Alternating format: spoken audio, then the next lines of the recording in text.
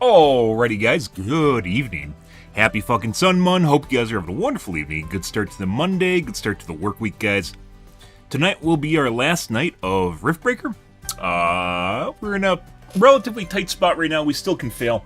A good spot to leave off on anyways. We tried to min-max with Gatling gun turrets and it didn't quite work out. That will happen. Still think plasma turrets are the way to go.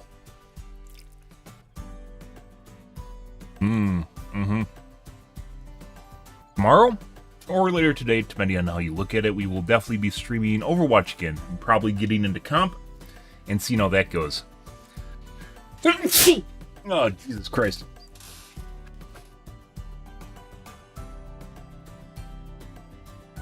Should be interesting. We haven't really been playing comp at all. And we've been putting off long enough, so. Regardless of playing in nosebleed hours of the day, we'll go and see how it turns out.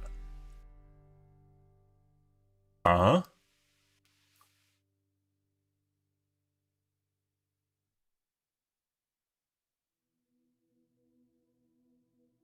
do enjoy playing single player games, guys. As it goes.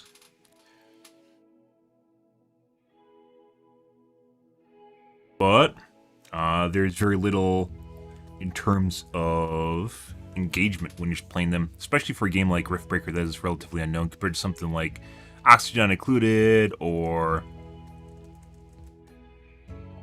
RimWorld.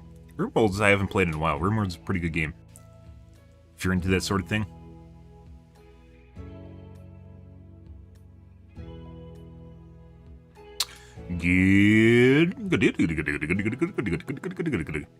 Still starting on Kick here, guys. I think we've been on Kick for almost a week. Actually, I don't think so. Maybe 5 days.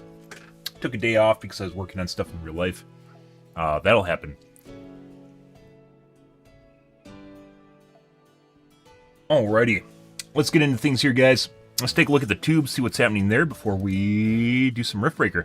There is a dev blog from Keller. I don't even know if I want to cover it. Kind of not feeling it, but we might take a peek at that. Let's see. There's me. Yeah, fucking Facebook gaming, guys. YouTube gaming is incredibly difficult. Like, their services, they have a lot to be desired as far as actually finding people on it. Yeah. Ooh, there's a new Project Farm too.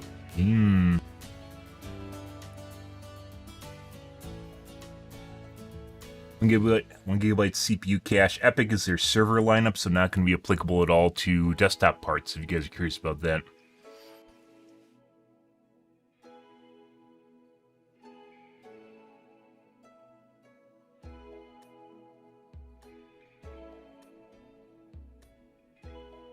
So probably not taking a peek at that.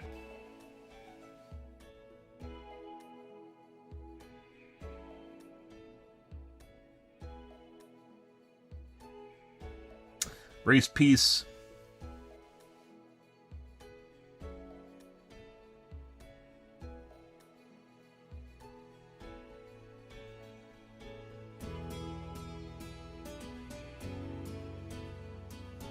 Ooh. RBMK 1000 construction in Chernobyl. Oh my god. My reason this is remotely important is because Chernobyl exploded. Chernobyl didn't have a containment vessel, if you guys are curious about that. Kind of a big deal. Having a containment vessel is really, really a big deal in terms of nuclear energy in any way, shape, or form. Something, radiation meltdown, something. Yeah.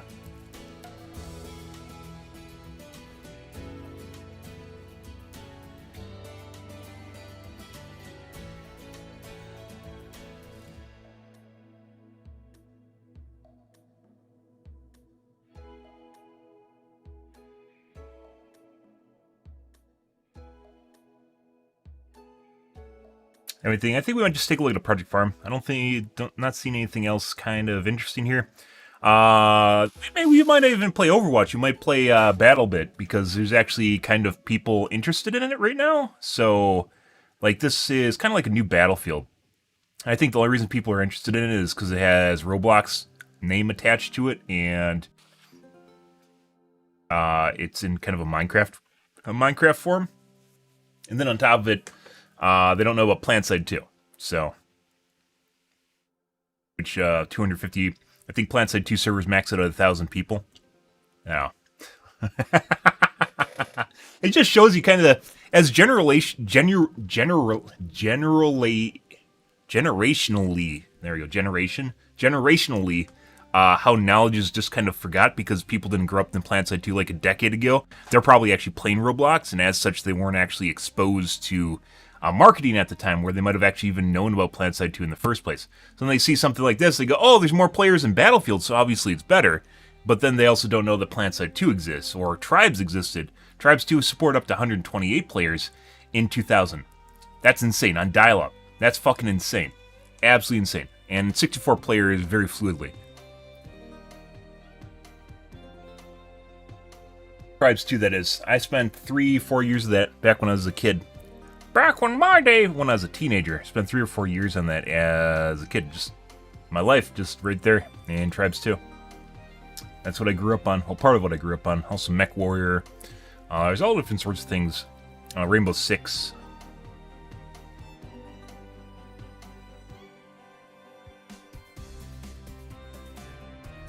Let's take a look at this. Oh my god, bungees. I love bungees, guys.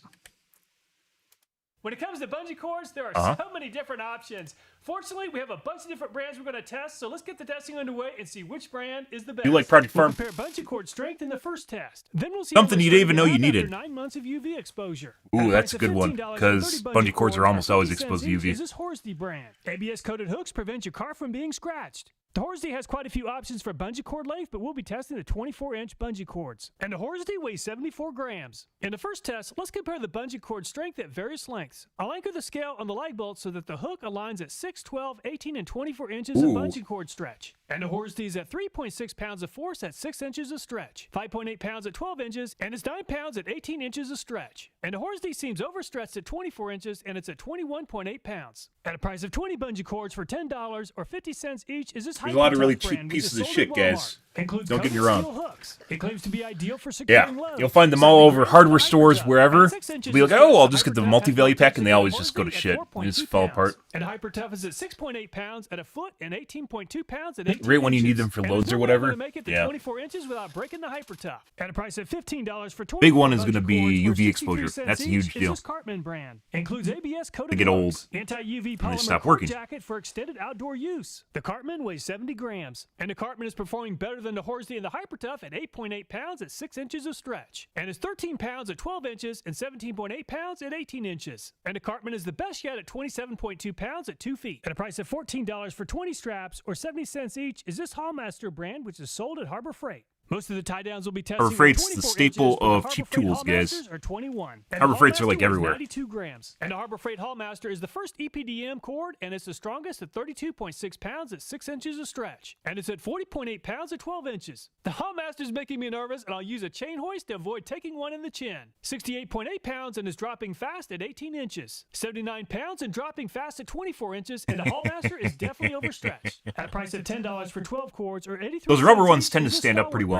The Stalwart cord is 24 inches in length. Opposed to elastic cords inside of the sheath. It's actually a rope sheath. 4.4 pounds at 6 inches. Or nylon sheath. I don't know what it's actually made of. 8 pounds at 18 inches and 11.2 pounds at 24. So the Stalwart offers a lot of stretch at low strength. At a price of $26 for 28 cords or 93 cents each is this Rhino USA. 185-pound maximum break strength. It claims to be UV resistant. We're going to test that. It claims to offer military-grade elastic shock cord. And the Rhino USA weighs 74 grams. The Rhino USA is about the same as the Cartman at 8.2 pounds at 6 inches. And it's 11.4 pounds at 12 inches and 16 pounds at 18. And the Rhino USA is overstretched at 31.4 pounds at 2 feet. At a price of $28 for 20 straps or $1.40 each is this X-Strap brand. It claims to be heavy duty and long lasting. 21 inches in length, and it's 140.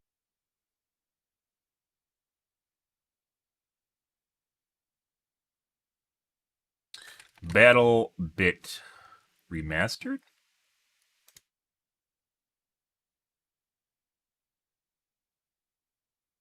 June 15th, 23, so it came out 4 days ago. Take a look at it, just out of curiosity. I am a big fan of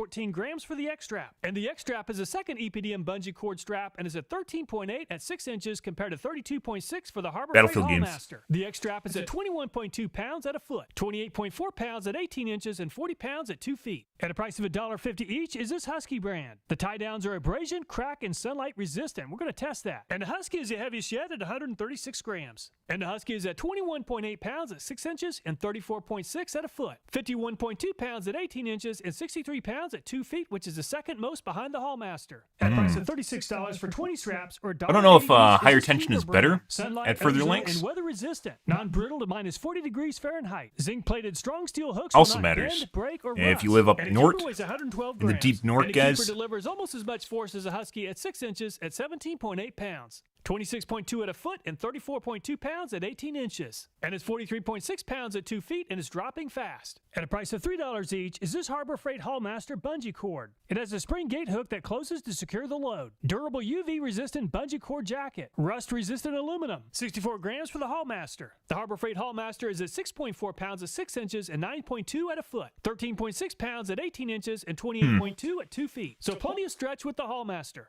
At a price of $30 for 10 straps or $3 each is this Amazing Straps brand. It claims to offer 1.8 times the maximum stretch over its original length. Over 106 pounds of load. It claims to be made of 100% EPDM. The Amazing Straps weighs 128 grams. And the Amazing Straps have EPDM is pretty resistant to pretty much a lot of different chemicals. It's used for tubes in your car, for instance. 12 inches. And it's 50.8 pounds at 18 inches and 71.2 at 2 feet.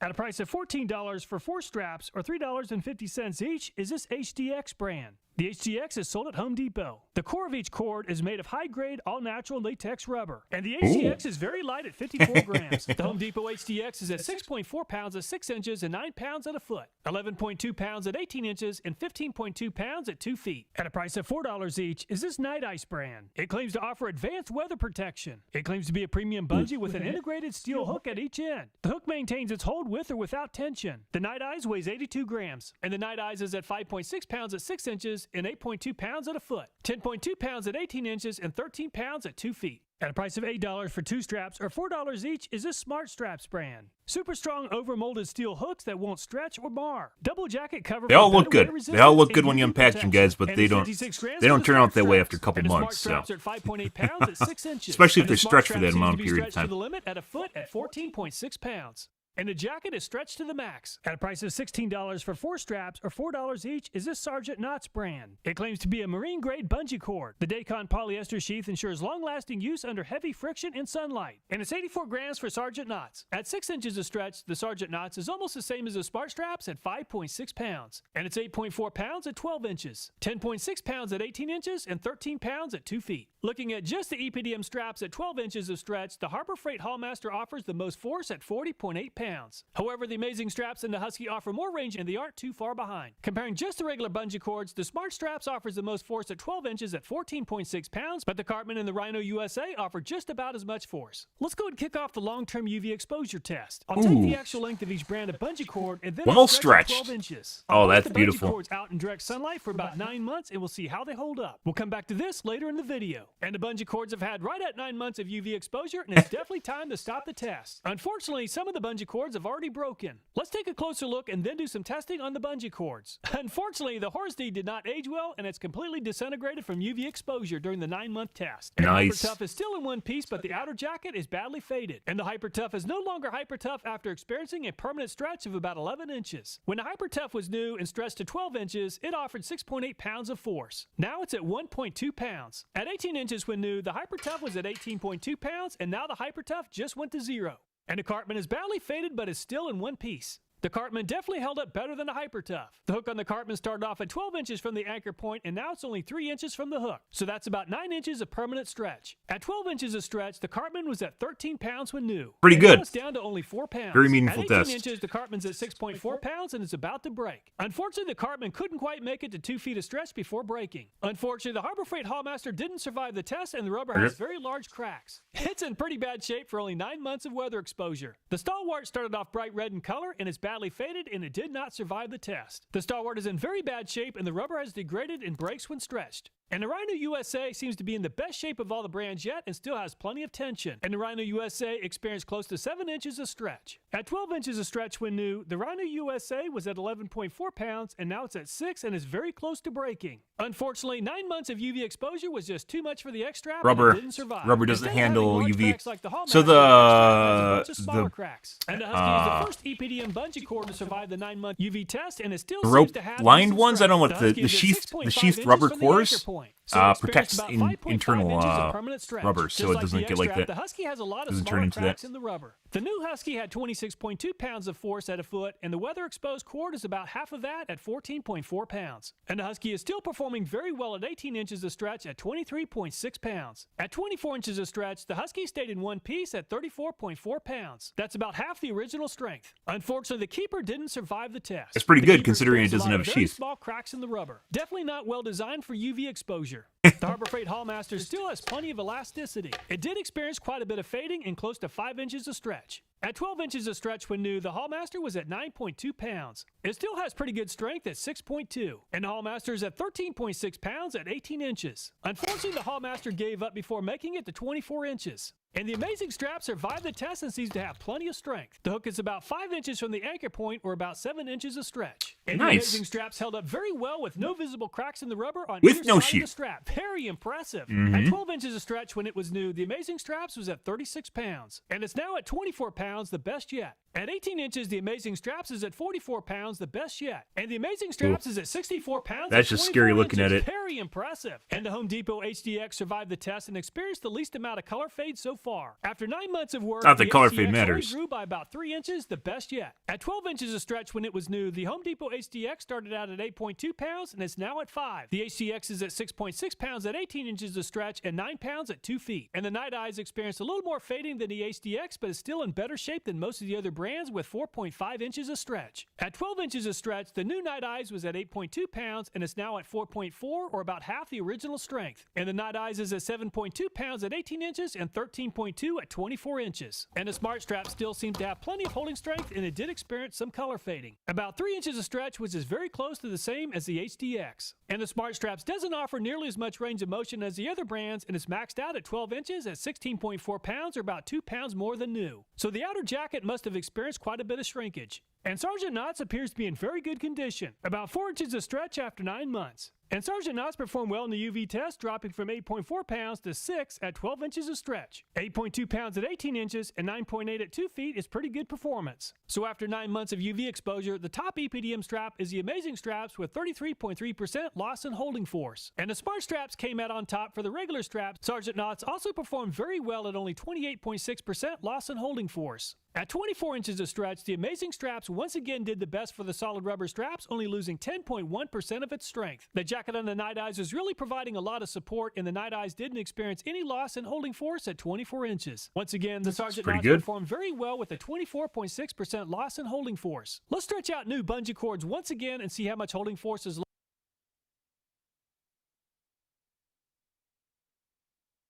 He goes through results very fast.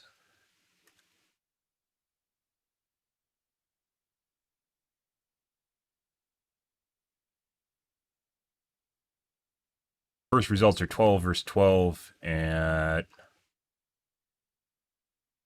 jacketed cords and then plain rubber cords. You have some at 0. It's pretty good. Was it a Smart Straps?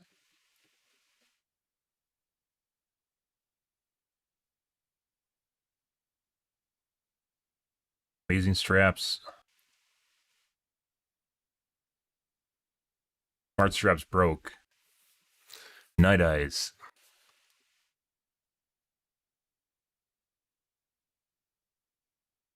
So 50% at inches.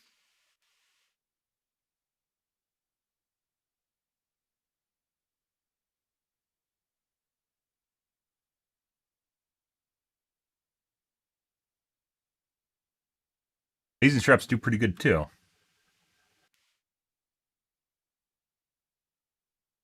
But regardless of what this looks like, if it snaps, then it's kind of pointless.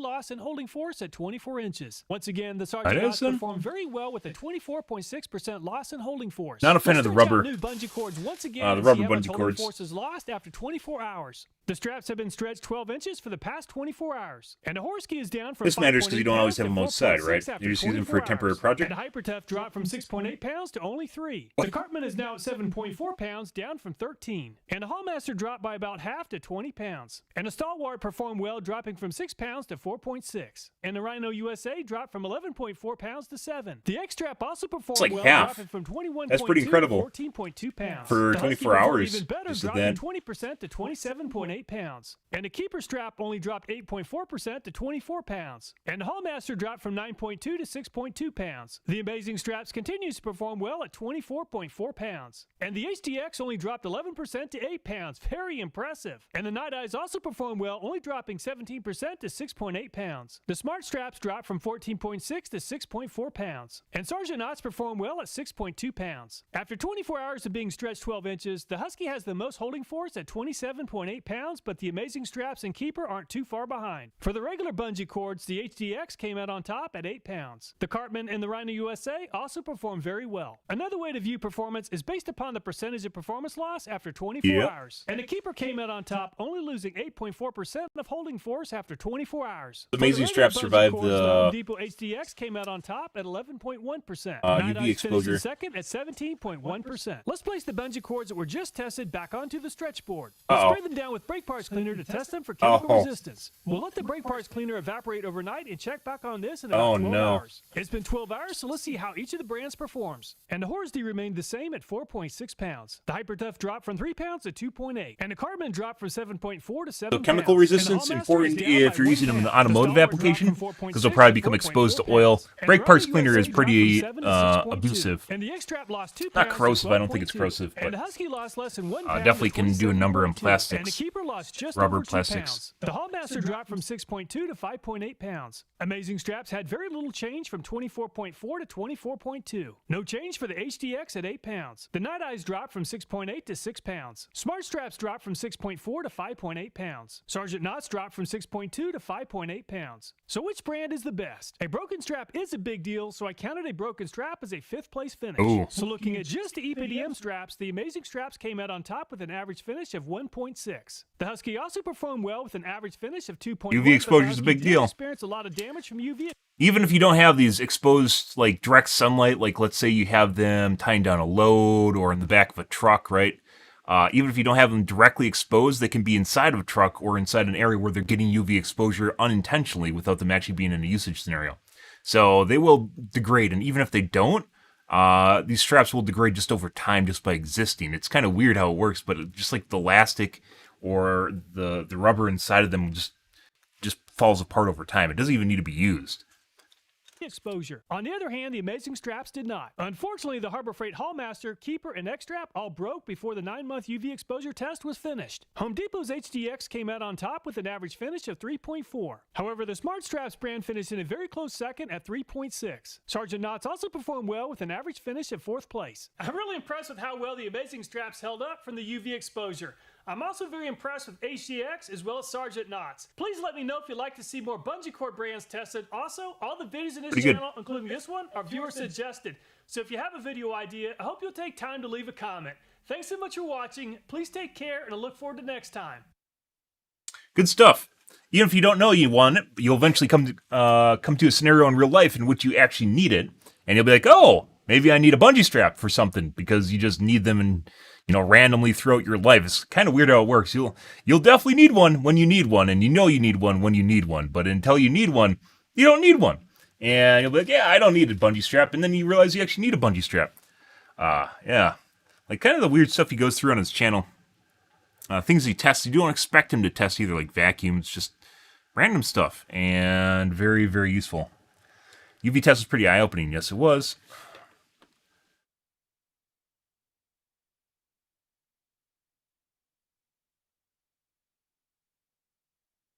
Obviously, given the time investment it takes to record a lot of planning ahead on your part, I've never seen someone put so much effort into testing tools the way that you do. So I shouldn't be surprised. Yeah. I mean, anyone that's paid to do a job, you'd assume they'd actually do the job. Then again, there's a lot of people that do jobs and just aren't very good at them. So, yeah, like Consumer Reports is supposed to be something that did this for years. They're like the only real name of testing things, right? Consumer Reports in general, which then became a subscription service, and they don't even do a good job of it. So, yeah. And then there's just a bunch of websites, for instance, like CNET, that just test. Basically, they just I call it spec sheet testing or back of the box testing, where they look at the specs on something and go compare. Yeah, here's one. It says this on the box. Here's another one. It says this on the box, and they don't actually verify the claims at all. They don't know if they're valid. They don't verify the claims to see whether or not they actually do what they say they're going to, and then they just assume they're going to do, like with router testing or whatever. And you can't glean anything. Anyone can just look at the back of a box and compare two numbers on it. That doesn't mean they aren't lying about the numbers or even tested it themselves properly. That's why proper testing methodology is very important. Yeah, I'm surprised they didn't do cold testing.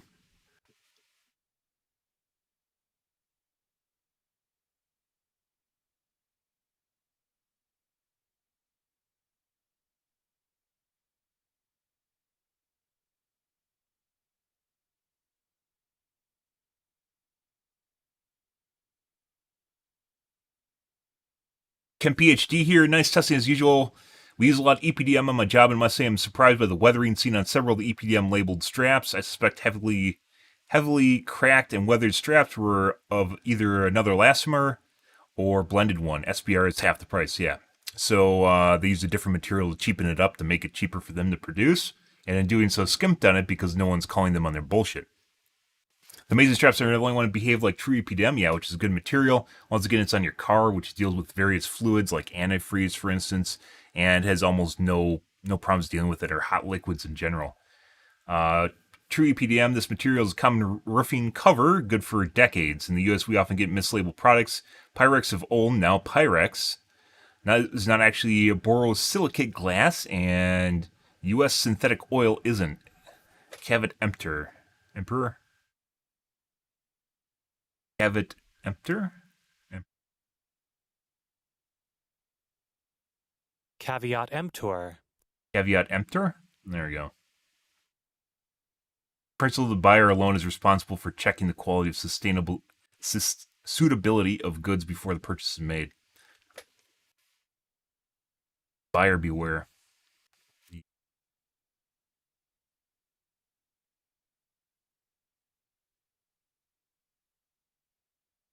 Testing would be push brooms. That'd be difficult to test. I mean, what would you even test with the push broom? Does it even matter? Like, brooms aren't really something. I mean, the handle might break on it or something. I haven't really had many failures with brooms. Bungees, on the other hand, yeah, you don't realize that you need a bungee and that they went to shit until you actually need to use it, and you're like, what the fuck? And you realize, like, you have a new case of bungees that you barely touched. You open it up, and they just, like, fall apart in your hands. Yeah.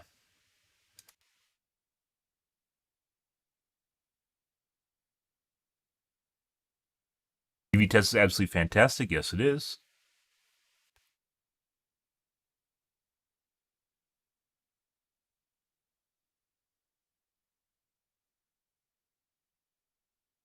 People saying eye-opening. Oh my god, eye-opening.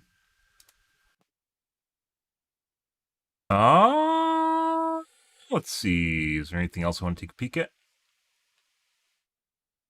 We could take a look at the Jack Fragg's battle bit video just to see what it's about. I don't know if we're even going to take a look at it. Okay, we're in. I think We'll the see. sniper's looking at me. But today I'm playing BattleBit, just released out of early access. This game was made by 3 people. Jack Fragg is basically like 254 Lyric is players per on match. Twitch, where he just plays random Keep shit. going and going. It's almost I basically also just got Destruction identical too, to a live stream, only it's believe 10 it or minutes not. long, and he gets Drop a thousands, like on the video, guys. millions Thank of you. Let's views. get it. I think I can build stuff, right? Barrier, Hesco wall. Look at that. Oh, barrier. Build. Oh my god. Dude. It's like Squad and Battlefield had a baby, kind of. And Roblox. Don't forget Roblox. I hear a vehicle. What is that? Oh my god, it's a tank. I go with Alex here. Wait, can I ride this Humvee? I can. Is it a Humvee? I'm not sure. Let's go. Oh, there's a quad bike there as well. Please. Nice. So I think the only thing Alright, interesting we're about going this in. is it appeals Watch to the our lights. Roblox crowds, Going through. and people think Oh that my God. 254 players This is way too fast. is, like, you know, Wait, this bigger enemy's than on here, Battlefield that's when enemy. Planet Damn Side it, I 2 missed. exists, for instance. Am I behind enemy lines here? I feel like I'm behind enemy lines. Destructible Oh my environment God. doesn't really exist in Battlefield, though. They're here. That is. Yes. Yes. 2 kills. There's more. Oh my God, there's so many enemies there. Wow. Look at all the little plus signs on the map. This guy, what's he doing? Little He's triangles. got an RPG. All 3 to revive. Oh my God. What the hell? I just died. Medic. Who am I reviving? Oh, there was a guy on the floor? Oh, you got him. You're healing him. Nice. Wait, that's an enemy, isn't it? Yeah. He's just railing my teammates in the back. Hey, promotion, let's go. A helicopter's just come through the wall. Why is there a helicopter Battlefield in the things. wall? Right, I'm gonna play a sniper for a bit. See what that's like. Oh, that is a clean crosshair, man. I like that. I saw in the trailer there's like grapple hooks and stuff like that, so that's kind of cool. All sorts of gadgets. I remember the grapple hook in Battlefield 2 Special Forces. This kind of reminds me of the mission in... Is it Modern Warfare 2? Where you're in the suburbs. Do you know what I mean? When the invasion happens. Oh, I can lean as well. I like that. Okay, that's my first sniper kill. That was quite strong, wasn't it? Oh, I missed that one. Have another beat. Yes! Okay, I headshot him. He only hit me. They have the Bandage scope now. twinkle. Yeah, you don't auto regen health in this game. It's a bit more hardcore in that respect. Who Blend, is blint. weird- Depends on what you Oh, want it's to a call it. water tower. I thought it was a statue. It looked like something out of Mass Effect. Like a Reaper. It's a water tower that's fallen over. Wait, I can bandage George, can I? George. George. Come back. Whoa. Is that enemy? I think that's enemy. Yeah. He's dead. Okay. I'll get the res. Every. Don't worry. Give me a second. Patch you up. You're back in again. Wait, did I just get crushed by the building? Oh god, it's coming down. Look. You can completely level the building as well. Pick me up, you fucking dick! Stop running away from me! That guy is mad. Enemy. Oh, you actually have to click to cycle the bolt. I mean, I'm going to try and get this guy because he's going to be here bandaging, right? There he is. Yes, John Wick. Let's go. Glenn, great job. Is it Glenn? I can't even read the name. Glenn, thank you. I think you have to headshot them for a one-shot with this sniper rifle. You need Jesus. Oh, that was a headshot. This guy's just saying you need Jesus. Oh god, this game.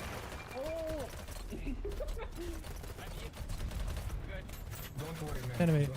Oh, right in the head. The benefit Oh, nasty. of Jesus, I can. benefit of Jesus. doing a YouTube Didn't style this format really though happen? is you don't get a bunch of people to fuck around with you. When whenever Lyric tries to play Battlefield, he always gets stream sniped out the wazoo. Come here. Okay, I'm not gonna blow die. What's he saying? Someone will blow on me, so I He said something. I don't know what it was. I enjoyed it. thank you. Oh, no problem. Love you too, bro. Oh, baby. Look at all these guns we got here. MP7. Honey Badger. I've literally just started playing, so I think it's wiped the progress from the early access test. So, M4? You can put attachments on it as well. Oh, this is really cool, man. Red dot. Yes. Okay. Under barrel. I don't have anything. Look at that as well. You get all the stats for what the attachments do. Love No that. grenade launcher? Secondary. Okay. Oh, eagle. Maybe a Going class. I mean, there's literally gunfire everywhere in this game. It doesn't stop. Like Planet said. So many here. I need some cover stat, please. Have a look at the map. Where they're going to be? They're contesting D by the looks of it, so there might be people around here. I don't see any. That guy's a friendly. A little sniper nest here. Check this out. Wait, that's an enemy, isn't it? Dead. They're in that building. Those clouds are Watch ships. your back.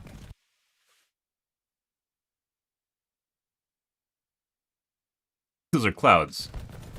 Oh, he's gonna kill my friendlies. Stuff like this does make you want to be sci-fi, though. Has he got him? I think he got him. Maybe it's just been because Battlefield has been like modern warfare for years at this point. You know, you just kind of want something. Even Battlefield 2042, like they were super safe with it. 2, 3. Is that 3? Oh man, there's too many though in the end. What does the engineer get in their loadout? What's the gadget? We've got one new attachment. Oh, I love that. You can right click and hear how it sounds and the rate of fire and stuff. I like that. Okay, I've got I like an the RPG stats. on this dude. That's good enough for me. I can actually blow some walls up now. Alright, we're in the play space. This game does something really interesting that I wish Battlefield would do. It actually doesn't allow you to fire until you get into the play space. That guy just took an RPG to the face. Oh no. Oh, there was someone in that other building. Hey, they're on this wall here. Can I take out that wall? I don't know what that means. No, I can't. Okay, they're all there. Oh my god. You can't just fire randomly? I down? don't know why that matter. Did they not Serious see team you? damage. Wait, there's a guy there, isn't there? Yeah, okay. This is like the perfect spot right now. Team damage at plant site 2 is pretty heavily Do I even penalized, have a for grenade? I instance. do. It's possible to have team Behind that. damage and just make it so it's not very Yes. Oh, the potent. frag got a kill. Oh, and another one. prevent Let's people go. from just I need a smoke grenade or something. I'm gonna push over. briefing a bunch of people. Oh. Is that in there? Ah. The kill streak's over. How do I pilot the helicopter then? I presume it's just gonna spawn in at some point here. Quad bikes, gas tiger. Where are the tanks as well? How do I get a tank? Do I have to play as a certain class to get a tank? I don't know. One of my squad mate down here. Whoa. So how much destruction is there? I mean, like, can I just blow that wall up? Yeah. I kind of like that effect. You know, obviously it's a bit Roblox, but it's cool, stylized, you know? That's a grenade. Where's that come from? Someone's just lobbing grenades in here. Surely I can put some anti-personnel mines here. All of them? Okay, why not? There's a fair bit of recoil on the guns as well too, you know. Not easy. Who's gonna get RPG'd? That's a baddie. I'll never get tired of blowing people up with RPGs, man, in any video game. Yeah, and there's his friend, went to revive him. Anyone else gonna try it? You missed a grenade. Oh, the mines didn't go off. Maybe you came a different way. So if I play support, do I get the big machine guns? Yes. Like Oh no, my God, they're no automatic kill feed at all. 100. Either That's that or is cool. it turned off. M249. You get the L86 to start with. What secondary? Oh, Which is actually a terrible gun in real life. Not that it really matters. This is Very secondary cool looking gadget. gun. Oh, you can get but different pretty colour bad. smoke grenades too. I can change the way I look. Oh my. Look at all these options. What? Oh, all these different camos. Wicked. Wait, is that a helicopter? Come on, let me spawn. Yes. Hold E to start engine. Oh, we're spinning her up. I think the round's about to end though. No. I'm not gonna have time, am I? We can take off though. Oh no, wait. The controls, they're not inverted. I have to try and fix that. Come on, we're doing it. No, the round ended. I didn't get a chance. It's almost like an Yeah, I advertisement, lost as well. just like straight up like his formatting. This map, that was a cool map. I enjoyed that. Oh, Yeah. wow, feedback. It's literally just like watching him play you a pick game lots of for different 10 options minutes That's and useful for reacting to the developers, different you know, things. it's really I mean, smart to put that in. maybe Lyric copies him, or Exactly. does he copy Possible Lyric? today. I don't know. This feels an awful lot like Lyric. Like he doesn't Just let me actually know. give two shits Leave a about like the on game, video. and it just Obviously, sounds like you can he's just get like involved rattling with us a off bit more, features if of the people wanna see game. it, that is. Thanks for watching. Appreciate you being here. Subscribe if you're new. I'll see you next time. Bye bye. I love the concept of not stressing about graphics and choosing a style that is low impact and hardware so it focuses on destruction, player count, and gunplay. Well, you can do that with graphics too. Hence PlantSide 2 and Battlefield. They aren't mutually exclusive. You can do those too.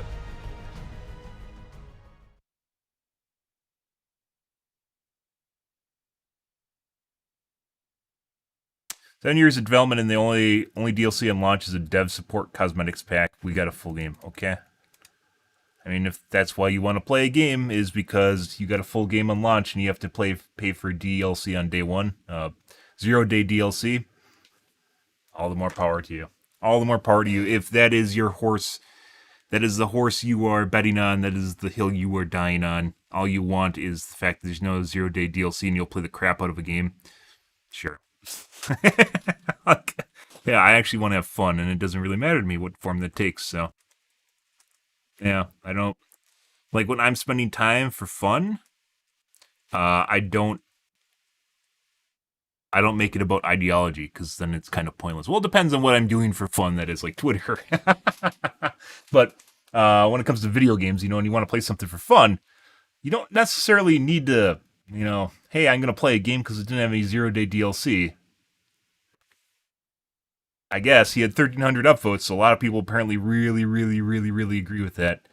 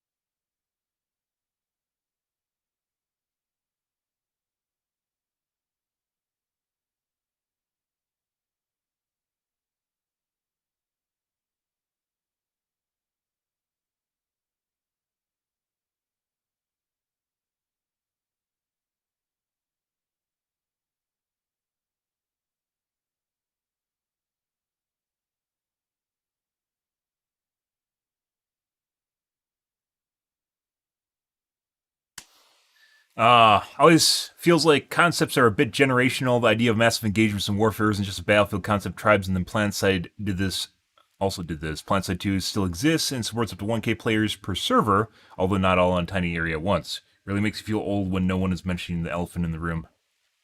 Yeah.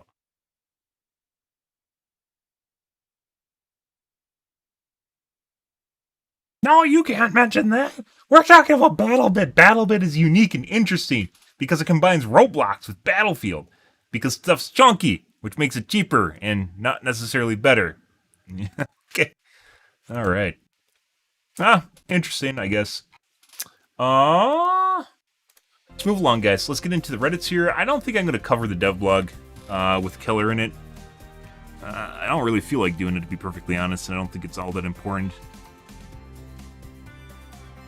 More pandering.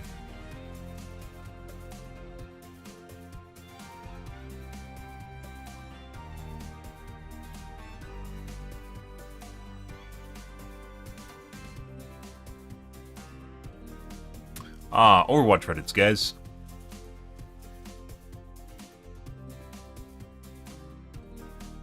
Arissa looking at me from the window. Oh my god. Peeping Arissa?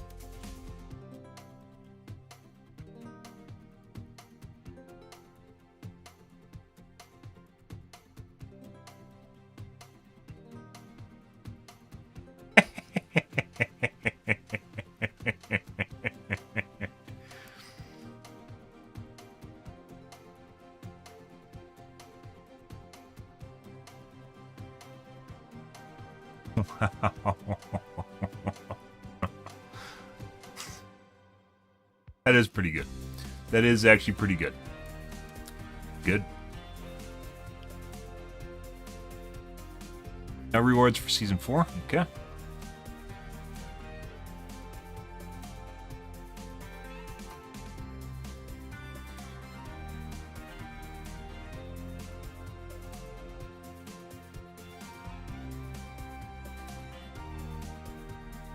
Mechanically speaking, who is the most unique hero in Overwatch? I'd say Doomfist is pretty good.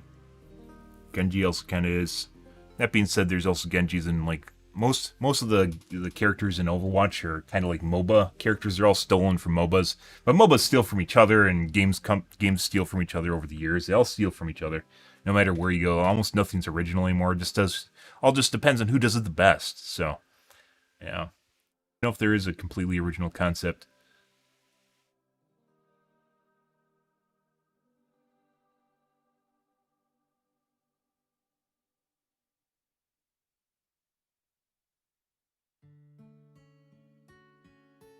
Wrecking Ball.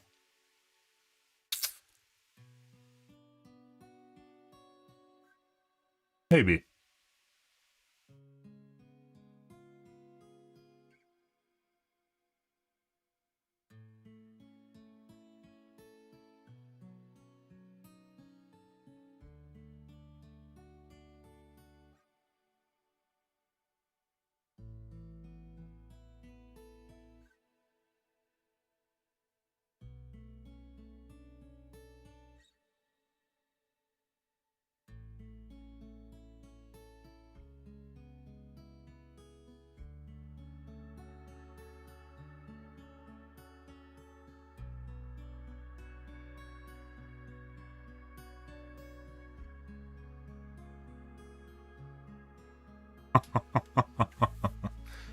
uh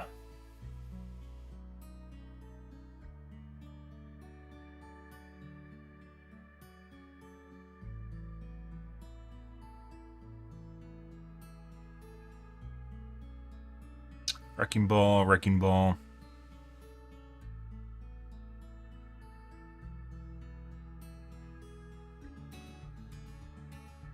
Literally can't play any other FPS game. Playing ball is so addicting. Try playing Titanfall 2. Titanfall was actually a very underrated game. When it came out on Twitch, there's a lot of people that realized they just kind of sucked at the game, and then they just downplayed the shit out of it. Titanfall was actually really fun. Putting aside it got inundated with cheaters very early on. There's a lot of games now that are cheated. A lot of games with cheats in it. Not only is cheating much more popular, it is much easier to cheat than it used to be, but at the same time, it's always been easy to cheat. It's just the fact that most people didn't realize how easy it was to cheat, how easy it is to cheat. It's the same problem in Overwatch right now. So not really that far outside the ordinary, but yeah. Like, it's kind of weird because there's a lot of hype for Titanfall on Twitch, and it built up, and then we were starting to play it, and like the community was playing it for like maybe 1 to 2 weeks, and then the streamers just started turning on it. Like, they just started downplaying it, and the hate train started, and that basically finished the game off. Very good game, very fun in my opinion. A lot of people are like, no, it's not fun because it has like NPCs walking around in it. A lot of games have NPCs now. That's one of the reasons I found out that NPCs or PvE actually works in a PvP game.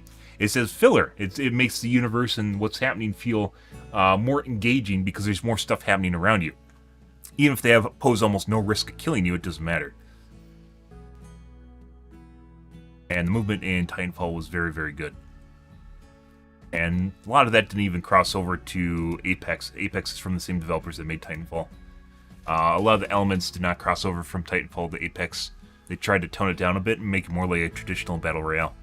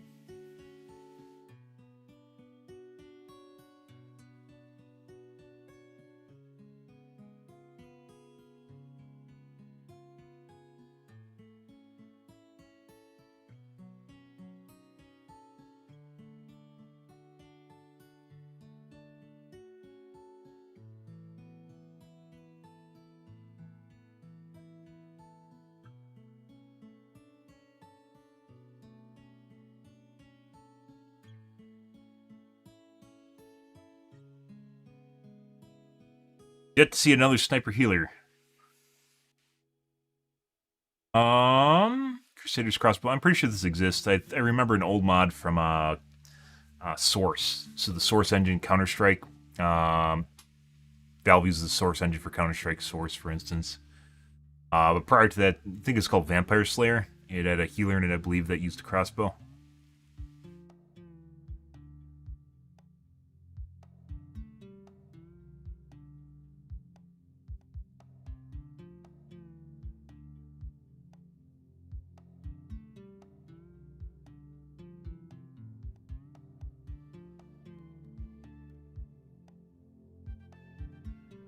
Legends at Senna.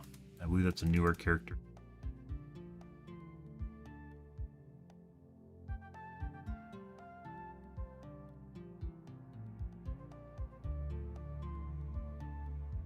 lot of people saying Ball. I'd say Ball is probably the most unique character.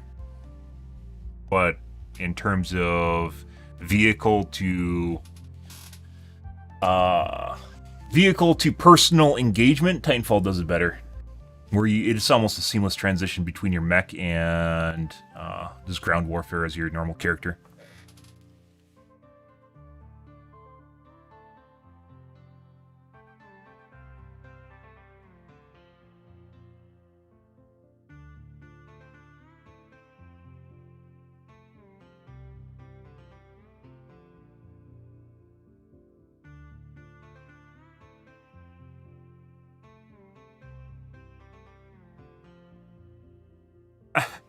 Like, people just trying to make conversation with me just randomly, guys, usually when I'm streaming, it's fucking weird. Not weird as in, like, weird as in bad, but weird as in just they don't know that I'm streaming, but for some reason they try to engage with me when I'm streaming, even though, like, I'm available in different areas for a lot of time. Just, like, they pick the time when I'm streaming. I'm pretty sure they do not know I'm streaming.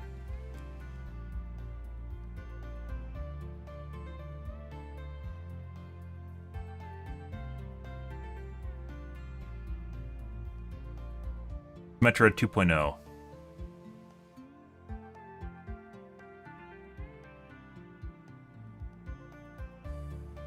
Builder.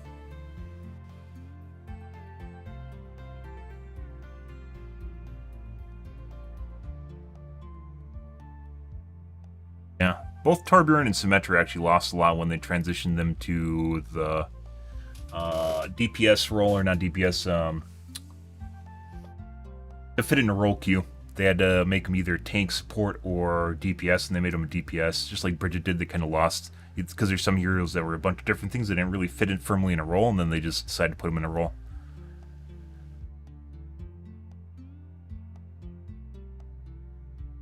Half the roster, no. Genji's not mentioned. There's heroes with high amounts of mobility, so that's not really all that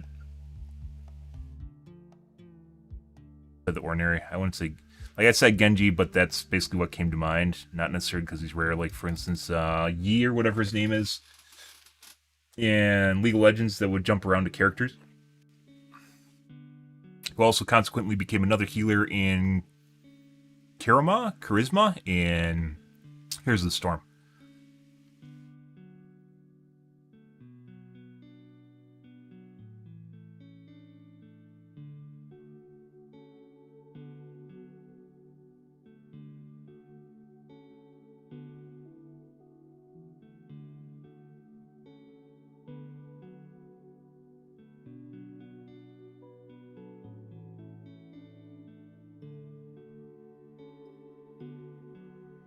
Moira is the most mechanically unique character in Overwatch. There's been healers that life leech. That's nothing new. I'd say Hammond. Never seen a character in another FPS game who can drag their character's teammates around without consent. There's a lot of games where you can do that, like Hook on Patches and Heroes of the Storm, healers in MMOs in general. You have World of Warcraft, for instance, with the healer pull.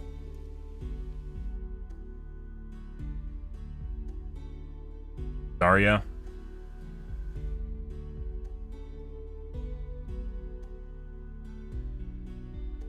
No, I'm pretty sure Zarya is a take on a Berserker, a character that gains damage by being dealt damage. So just because she uses bubbles does not mean it's a unique concept.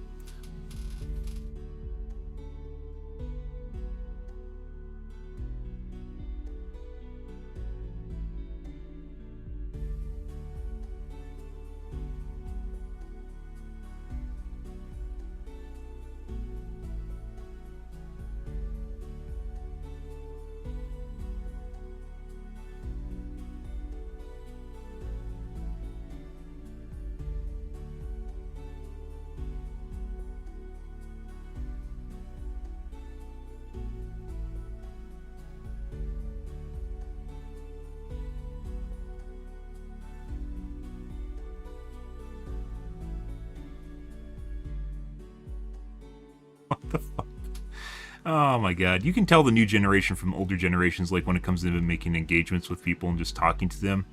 Like everything has to have a point, like an absolute point, and people have, like, bullshitting is actually an art form, and most people, a lot of people don't know how to do it, especially nowadays. Kind of weird. As it goes, guys. Just shooting the shit. Winston, I mean, he's a monkey. There's other characters that engage by jumping in. Jarvan and League of Legends. Like I said, a lot of characters in Overwatch were copied from MOBAs, so. Jarvan. I don't remember his name. In Arena? In Legends?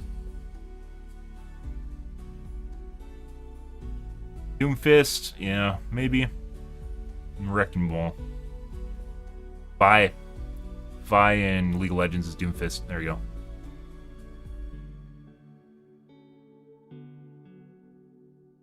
Torb, the only actual mechanic hero. I mean, yeah. Yeah, I think they covered it. Basically, I think it comes down to the hamster. Probably hamster. And putting aside, obviously, mechanics are completely separate to character design. Character can look whatever way. It could be an alien, it could be whatever. But the mechanic is something that rides around in a ball and then pops out. So they made it a hamster, but it could be a lot of different things. Or something that transforms, has high mobility, then transforms out. Yeah, and bumps into things, has physics interactions. Physics interactions are pretty cool. A lot of games do not do physics interactions because it involves programming. So, yeah. There was a big push for physics at the end of the O's, and then people just completely forgot about them. Indie Reddits with Agia. It was a pretty big deal with it back then.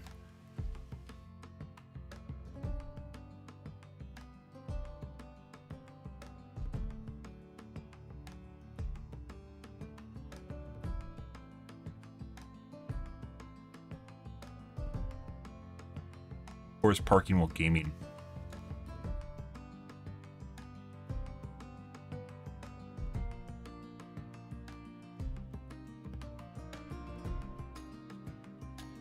Need a fresh Windows install.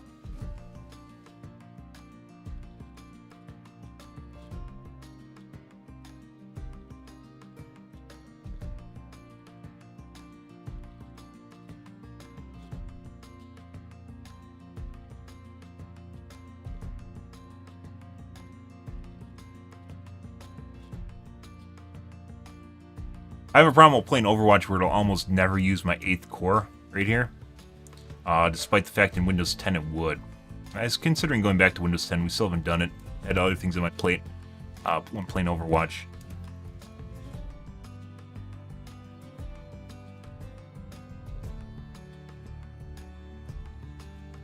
I have game mode disabled. High performance plan as well. Game mode off as well. Tried both. This issue was when you went from a 7950 X3D to a 7800 X3D. It has nothing to do with just having a 7800 X3D. I had a 7900X. There's no way to actually fix the problem without reinstalling. Not reinstalling, fresh install Windows. Wow.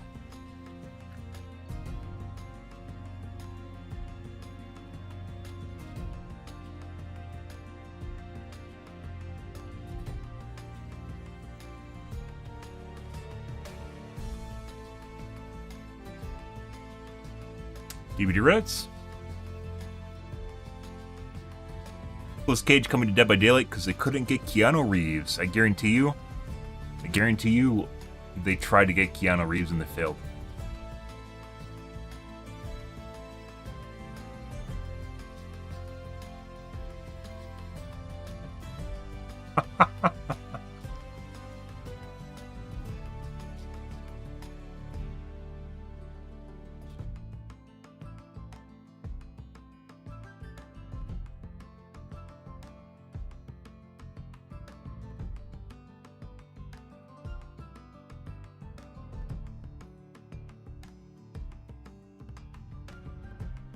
What the fuck is that? Yeah, it's totally like a play on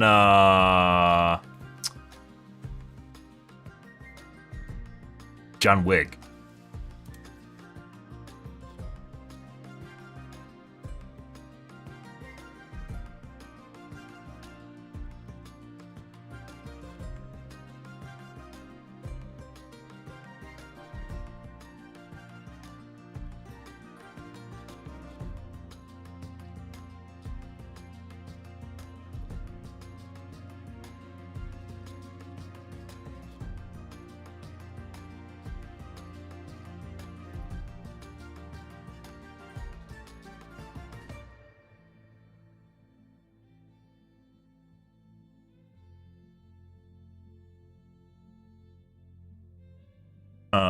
Not Dead by Daylight. Apple.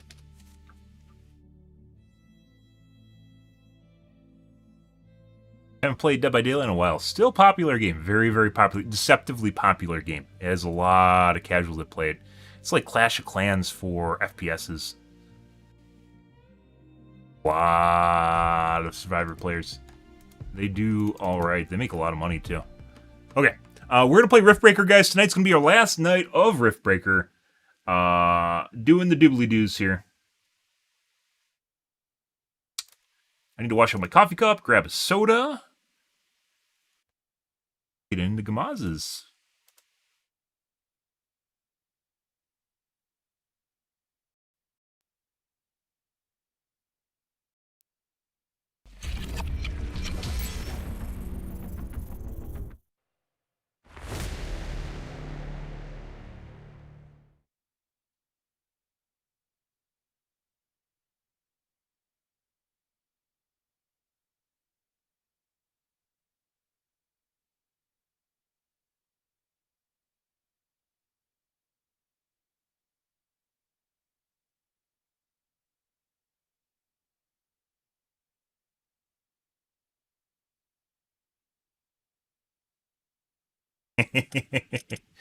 Yeah.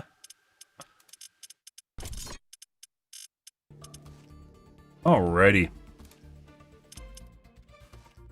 Let's change our 5 million categories now. There we go.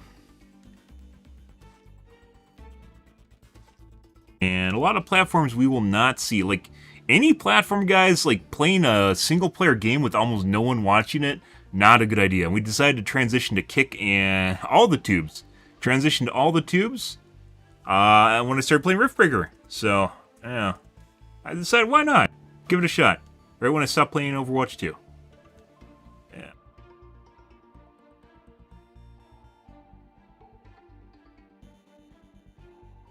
That'll happen. That's when the DLC came out, though. So.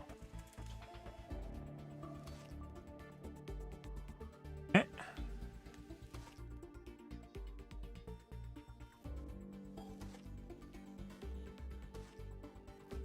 Alrighty. On and done.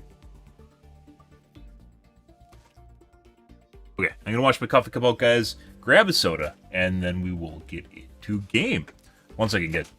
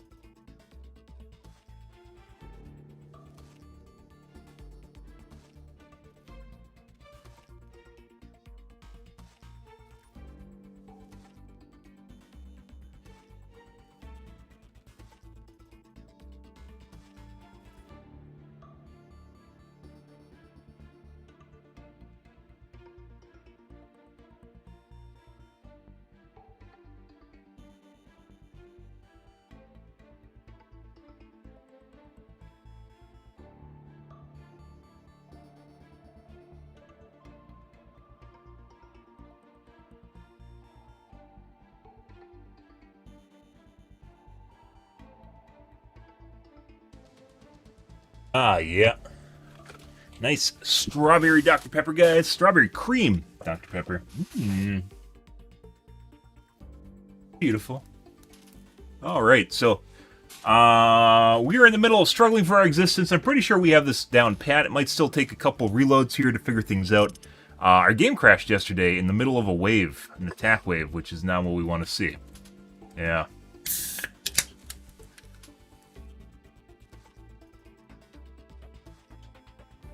I'm pretty sure the autosave feature is actually what got me...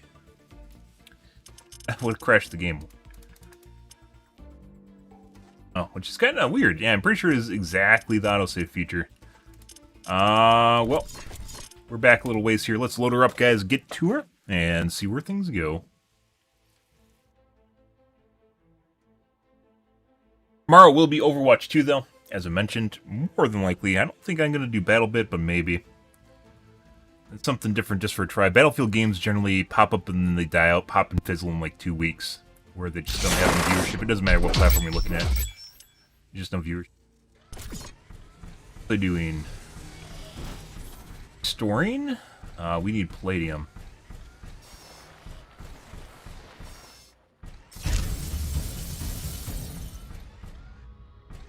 We are working on fusion, I believe. The ground is shaking. It looks like an earthquake is coming. Get palladium up and running.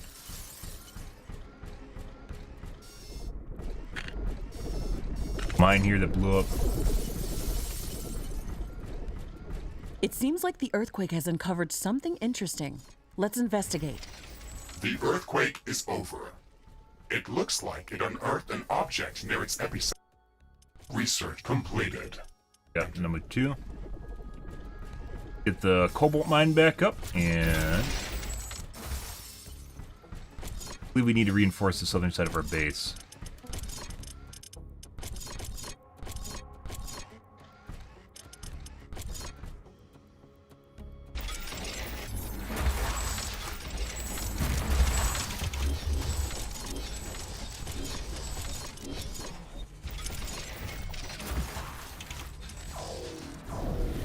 Right.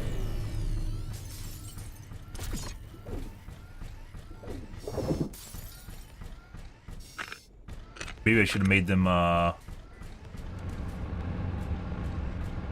it doesn't look like there's something here. Maybe I should have made them, level 2 just so we'd have palladium faster. We had palladium on the last push, or we had a fusion reactor in the last push. I never rebuilt these. I don't remember now. I didn't go through the side of the base.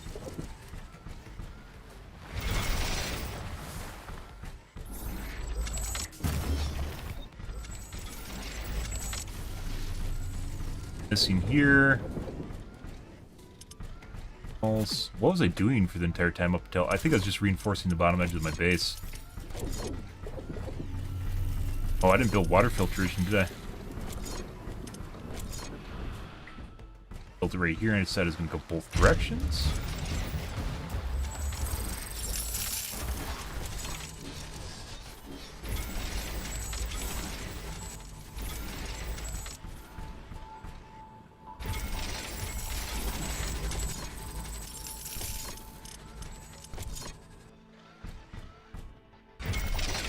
Here? Here. I think I actually got rid of these too.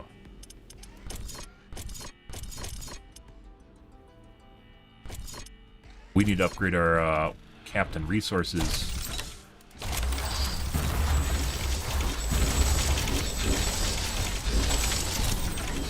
We want to upgrade our armories.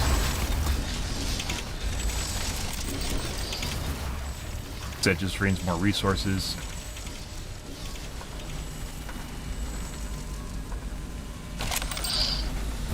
Let's upgrade. Oh, that's the right one. 3 minutes. Let's save here. Oh, I don't think I put a protective layer on the bottom, did I? Oh no. Well, okay, it should be fine. We do have a protective layer down here.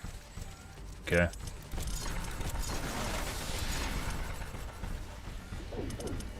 Very negative on power. upgraded that.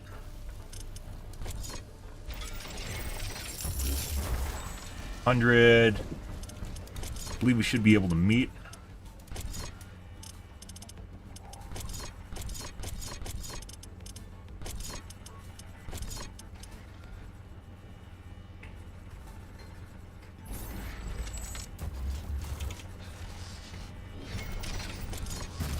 Three.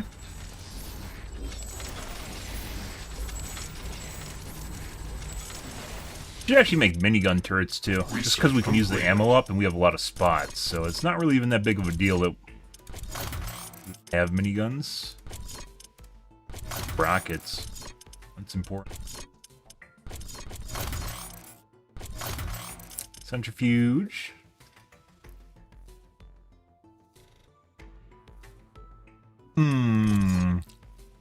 Good. I think I was upgrading my mech a little bit prior.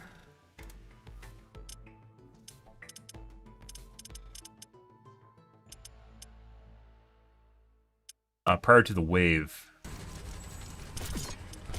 Souls. Level.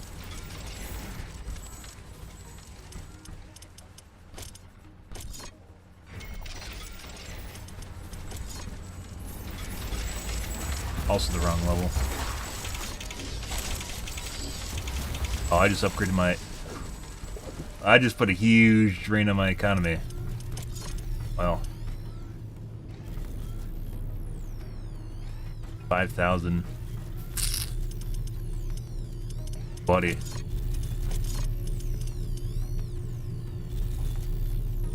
Uranium, we really need to start the fusion build. It still takes 5 minutes to build this thing, too.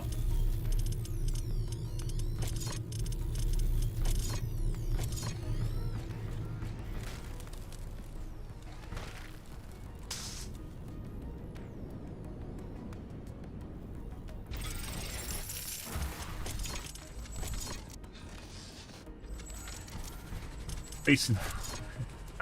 Oh, it never ends. Okay. That'll happen. We need to beat these. It's only gonna get worse. Tell that. Bills.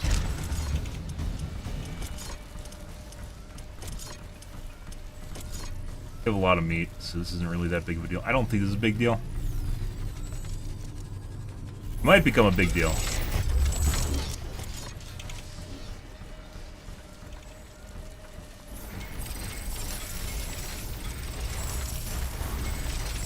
Level 3, not level 2. Okay. Good.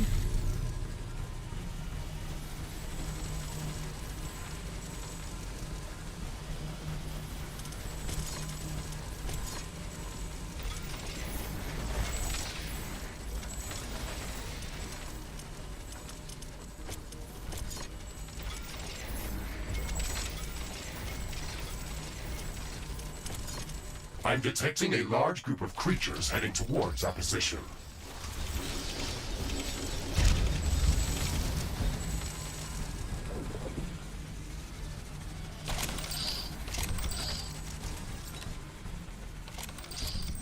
Do them all. Alright. Let's see if we can kill some big fucks, guys.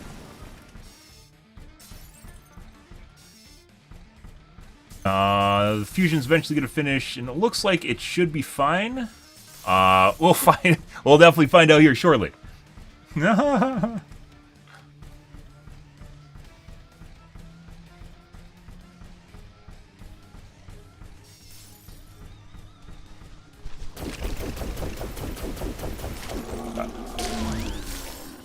get my meat power.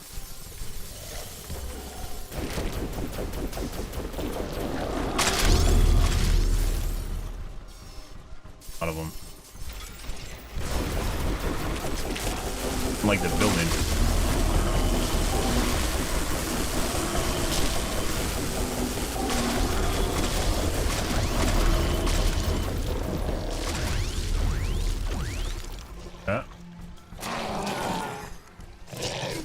Go south. Block coming from the south. Definitely don't want the crabs. Let's put down another one.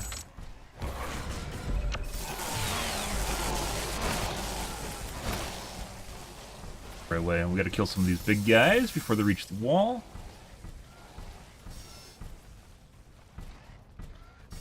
A lot of them.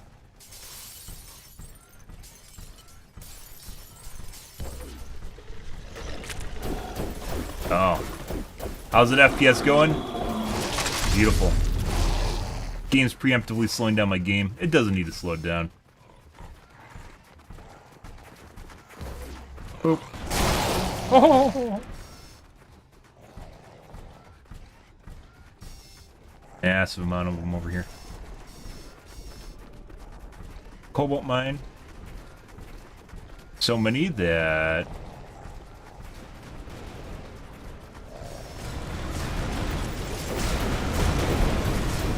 we don't want to be over here.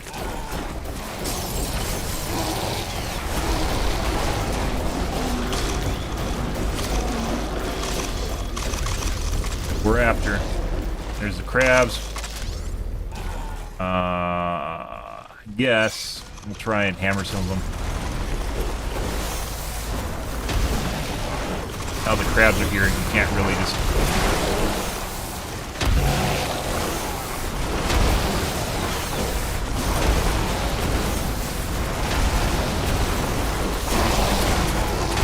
I can't use my fists anymore because the crabs are here. Yeah, and we're dead. I think we killed maybe 2/3 of them, though. There's still that big group in the northwest over here on the minimap. Gotta kill the big fucks. They cleave walls and do a boatload of damage. This guy, 57 seconds. It's almost done.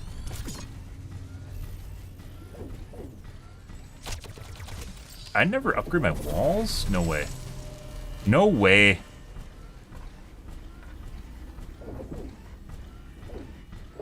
They're all upgraded.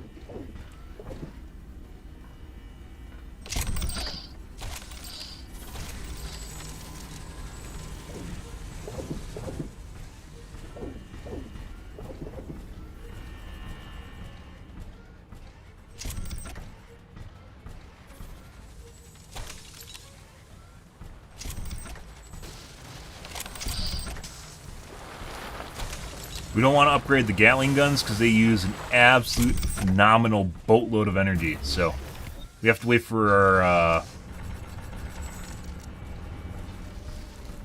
our fusion to finish before we can upgrade them, which it should be pretty close. I mean, we could upgrade them right now. We're going to take the brunt of the attack, so that's about an additional 150 energy per. Research completed. Even go to level 3.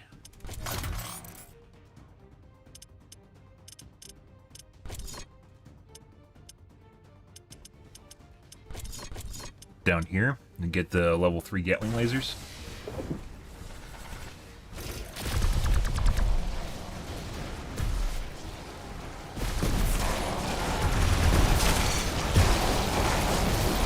There's the fucking crabs again.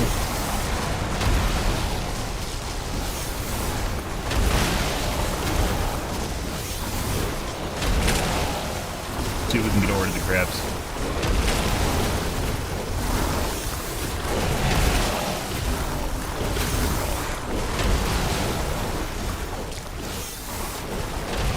I'm doing this so we can regenerate health while we move, because we get hit and take damage, and my hammers have life leaps. We have to be able to do this at the same time we're moving, or we just take a boatload of damage.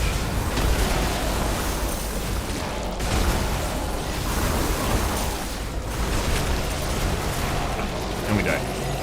And the golems are there too. The rock fucks. Oh, we're still positive on energy, guys. Oh, beautiful. Do we have enough to build another fusion reactor right away? I don't think we do.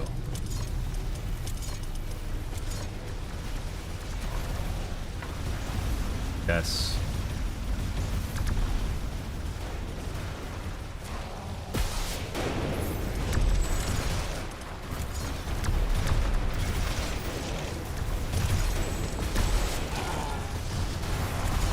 Got.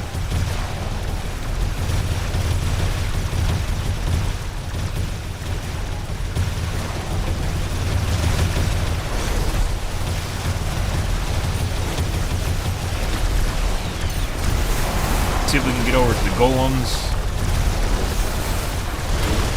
As well as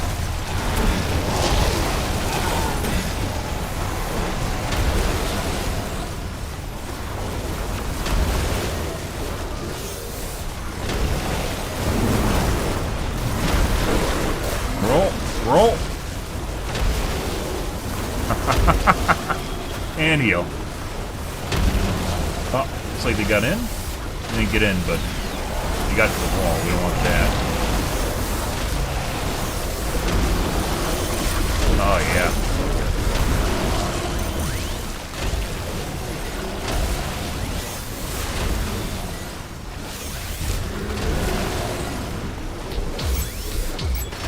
Oh, attack wave's already coming.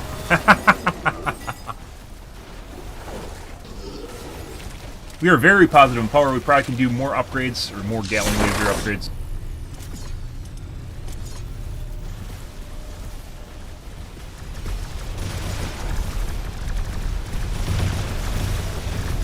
Nice.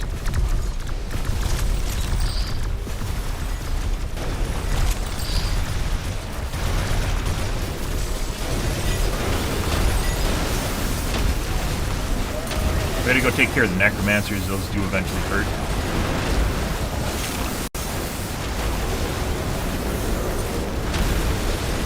They're in there somewhere. I don't know where they are. Roll. Roll. No, we're dead.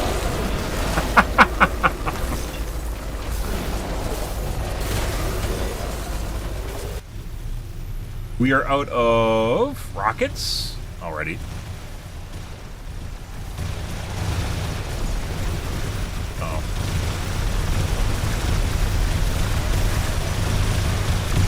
Let's see.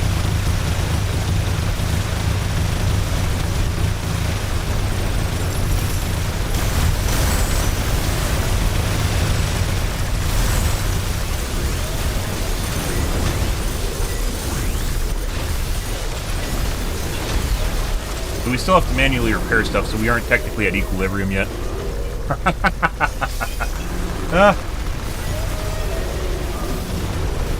Those golems do a number. The rockets actually do a lot of damage to the golems, but that doesn't work if you run out of rockets, right?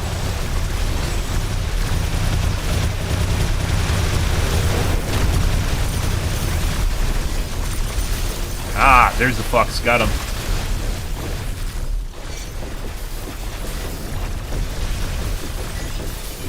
Level 2 gauntlets. It'd be nice if it showed the color on them. Let's just go back to the wall so we can get more damage and help the wall. So they die faster. This guy's over here casting necromancy on himself. No, you can die. And dead.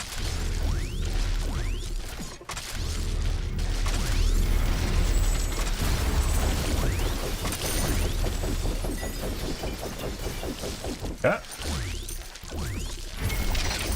We don't really technically need the external power grid anymore. You sure?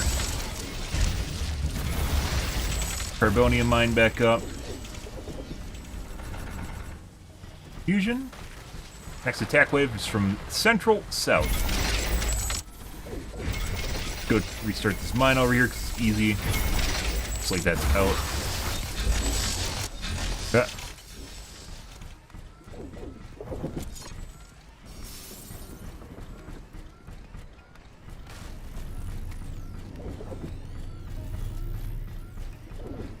Fuck over here still attacking my shit. War's over, go home. War's over, guys. Yeah.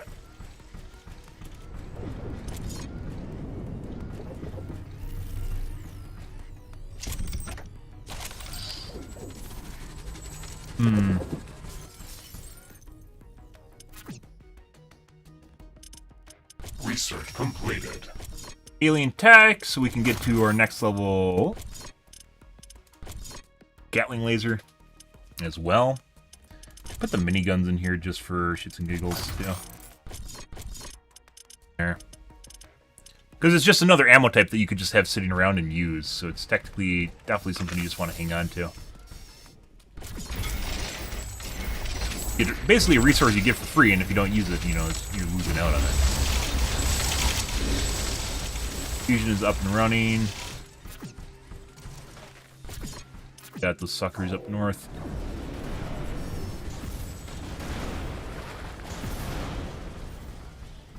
Mine, because obviously they are. Yep.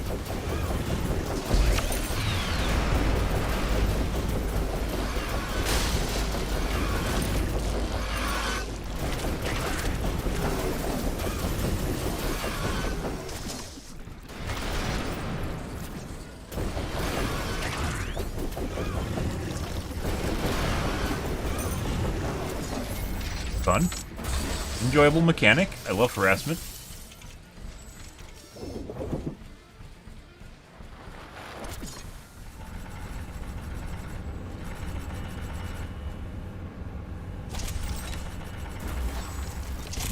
Can actually upgrade our storage further.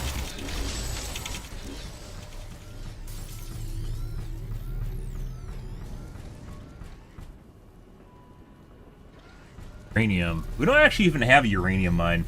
Palladium mine's gone too. Cobalt mine is gone. Cobalt is very useful. It's like almost like a second common resource, but not really, because you don't really... You don't need it, but you need it for most of the medium advanced buildings, not the super advanced ones. Build ourselves... Mine.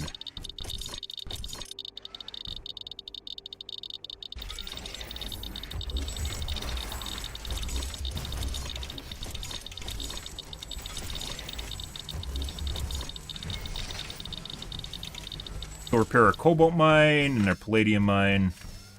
Get everything up and running again. We have a bunch of redundant power plants. Basically, if we're sitting at max energy, they don't turn on, so... Titanium mine? Here, yes, we do. That, because we're over here.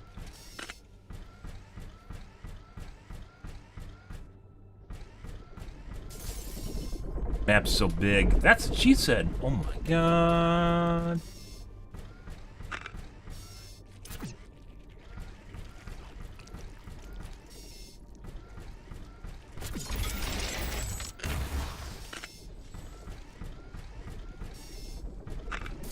And then palladium.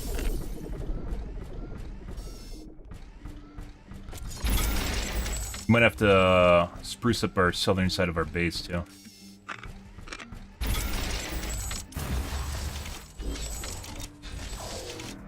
They're coming from the south center.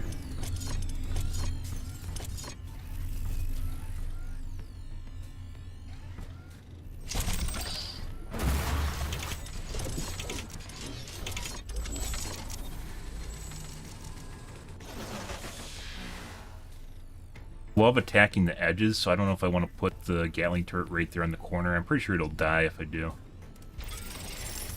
Kind of close, but whatever. Ran out of missiles like right away, but now we have more storage, so we should be able to store up more missiles prior to the attack wave. Could also be our production just sucks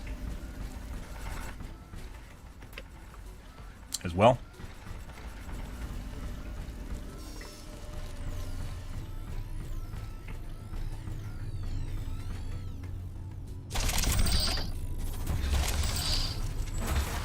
Doing that one.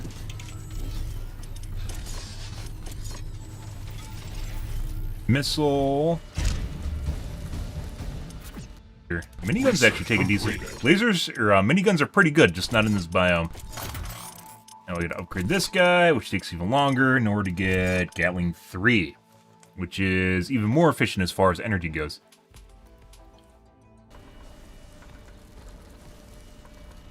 Resources are we short on for upgrading centrifuge? Could actually build another one.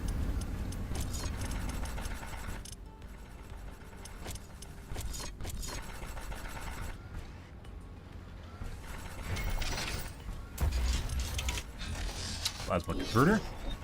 We can build shield walls, too. I haven't really done that at all, mainly because once we reach the point of fusion, we're pretty safe.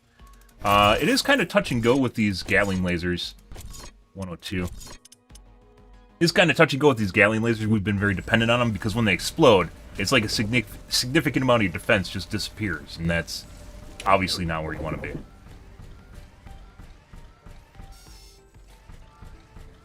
Side is going to need some reinforcement too. Line over here. Maybe. I don't know. We're pretty good over here as well. Nice if we had some more filler turrets. I think we're just going to line these with miniguns when we get them. Maybe I should be working on miniguns. Laser towers are 417, so I don't even think we're going to save. 6.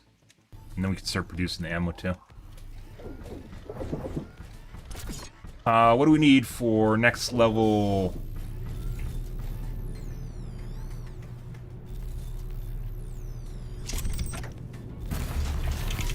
Negative on power. I think this takes 5 minutes to upgrade again. For some reason, normally buildings operate all the time. When you upgrade them, fusion reactors, when you upgrade them, they turn off. I don't know why, but they do. And it's kind of annoying. Because now I lost part of my power grid, which we don't technically need. Because I have so much meat power. And we have a lot saved up here. 5,000, uranium again.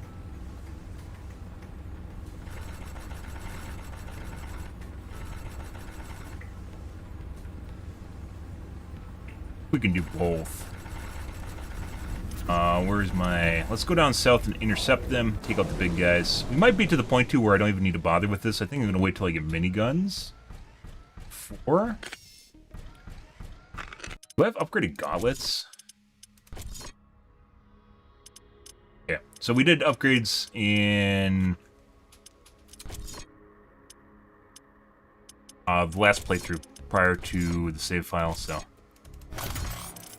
Last save 149. Gun towers. I should have done this a while ago. Mainly, like once I said, once again, it is an extra ammo type that you just get that is going to build up with all your other ammo types, and you can just use it up. Now, for some strange reason, you do not produce ammo prior to actually unlocking whatever can use it. Oh.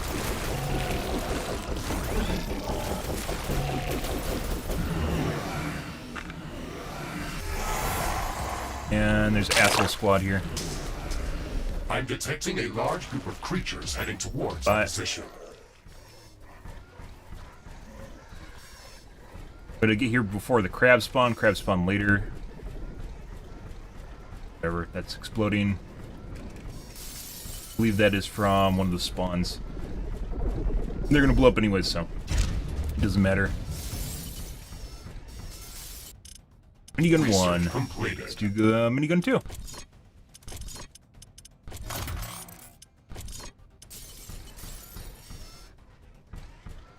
There's a lot of stuff down here that is kind of immune to physical damage, so...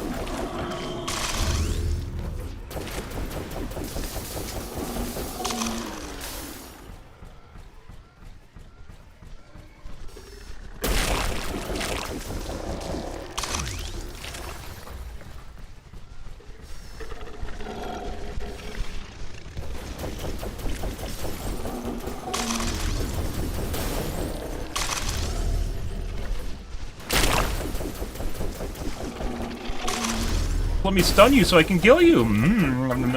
Crabs on the table, guys. Fodder showing up. Oh, there is...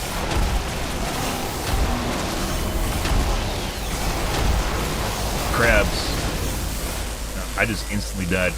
They all attacked me at the same time and I blew up. I just blew up. Okay. Alright, well, there's that. Fine on that.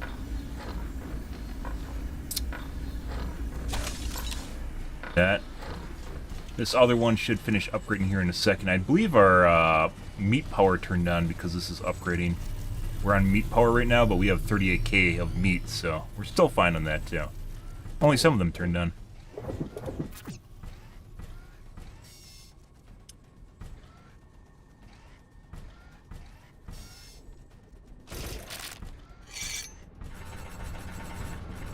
Bye-bye, miner. Bye-bye.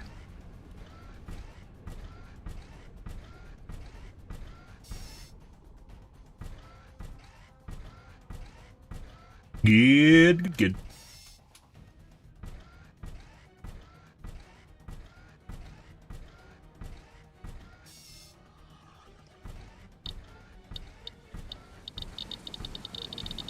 Our new uranium mine that's about to explode. They definitely like going for your external buildings first, so you can almost use them as a distraction for your main base.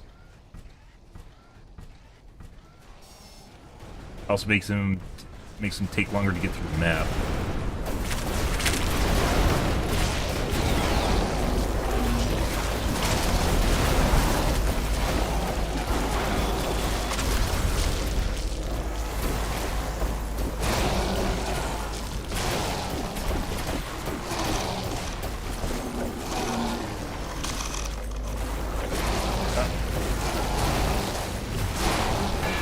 And there's a crab.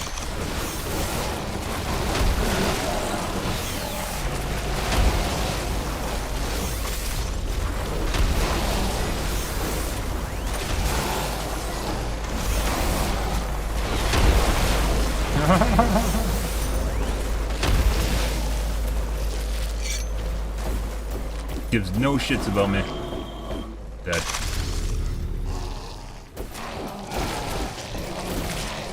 Casually regen some health while we're running away.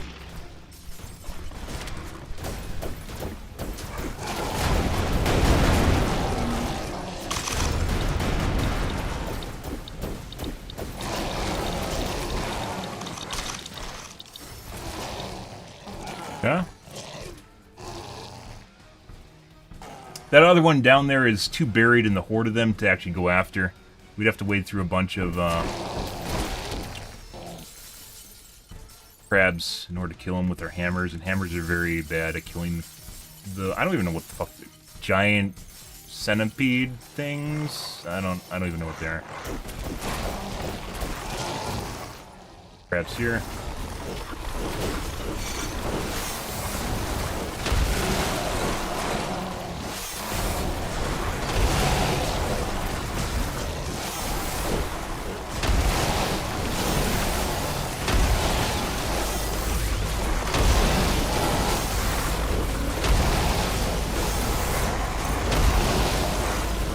Roll. They take forever. They do like a third of the DPS of fists, but they work against crabs, and there's crabs everywhere in here.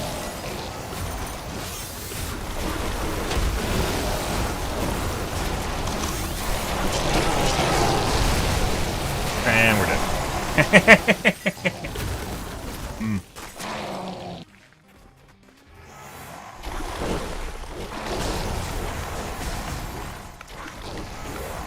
Well, they're going to the base, guys. Take forever to get there because the map's so big, but going up. Gun 2. Ammo. Alright, let's build our minigun turrets because we have them available.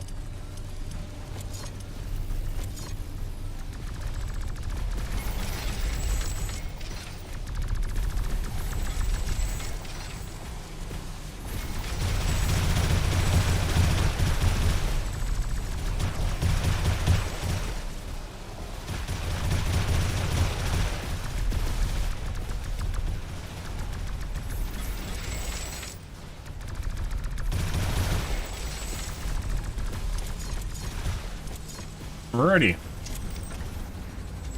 Upgrades while we wait. Well, upgrading. Our other fusion power plant should be about done. It is our armory. That's a little bit different.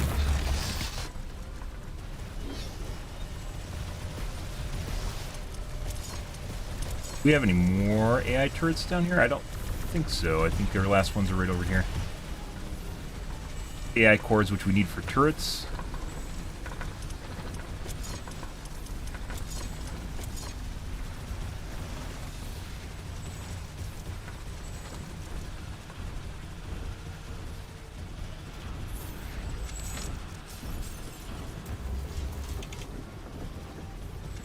backwards for some reason. Someone put that in backwards. I don't know why.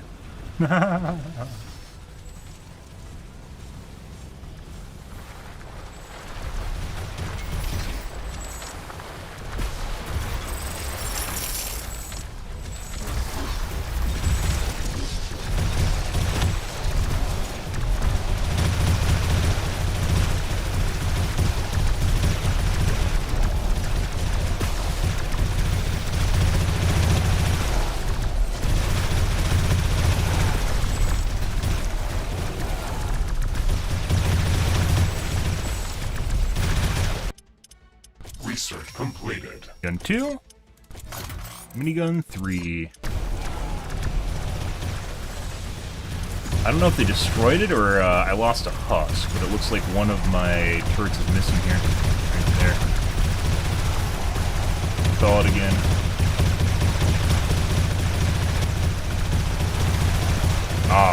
Oh, that is beautiful. That is beautiful, guys.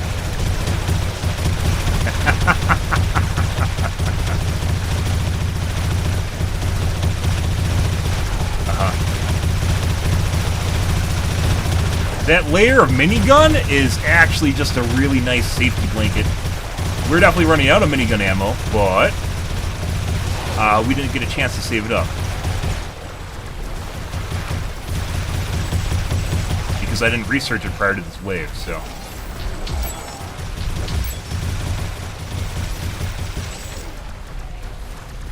I'm gonna upgrade these. Yes, I did.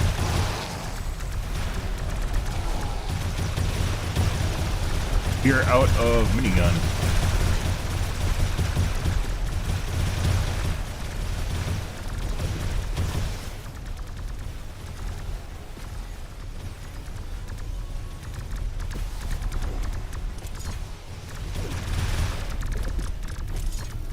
Still put up more miniguns because they'll be useful next round, next wave.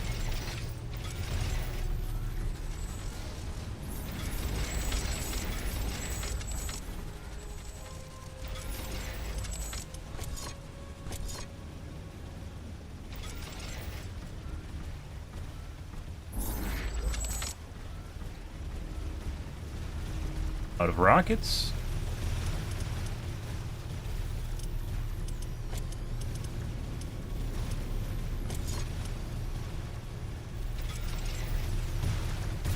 Yeah, we gotta go out and clean up.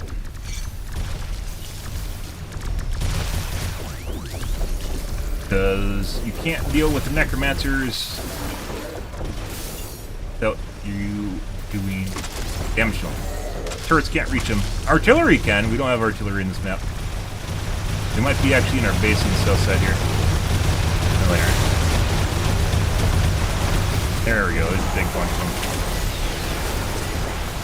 Alright, we're just going to roll through here and kill all of them. Heart is necromancers, guys.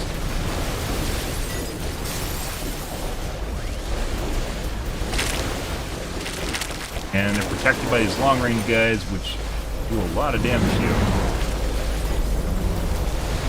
You could actually make new grenade launchers made with life leech on them. I don't know how life leech grenade launchers work. And we got most all of them. Let's kite them over to our base. Yeah, they took out that corner.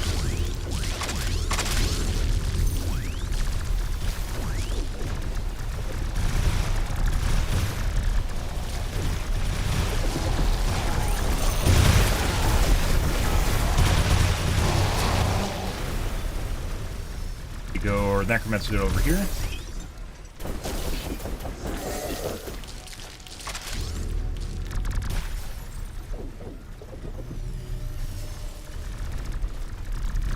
We're still somewhat self-sufficient. We haven't lost any. We have a huge power bank here too, guys. We haven't lost like any. Oh, I got stuck. You need to die. You need to die faster.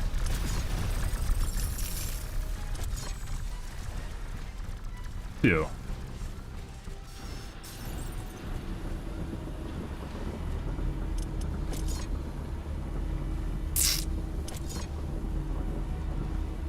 Could upgrade and then sell this one, so then I can replace it with a level 3. Another level 2, turn it around the right way. because it's facing the wrong way right now. Bugging me. Trade. Now, let's sell this guy.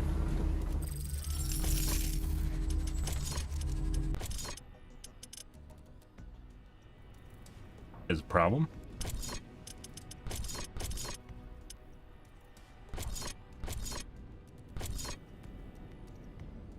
Have enough resources to just outright build it. Oh no! Okay. Where are you pointing? Give me the diagram. It looks like an earthquake is coming.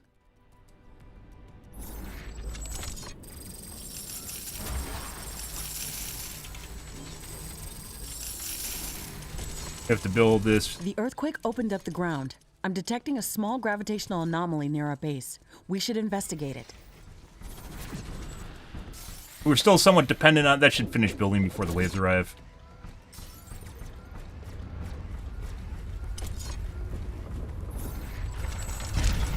Worms attack. Minigun level 3. Oh, what's over here? Probably just uranium, carbonium, yeah. We are short on power. Level 3? No.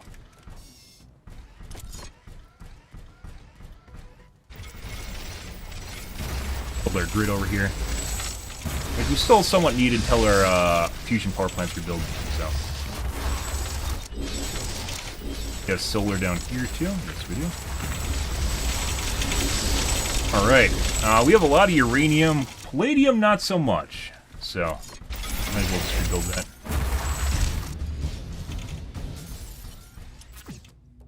Research completed. Okay, miniguns are finished. Beautiful. I don't think we need that. Laser towers take forever. So they've kind of gated the Gatling guns for sure with research, but at the same time, they aren't really even that amazing.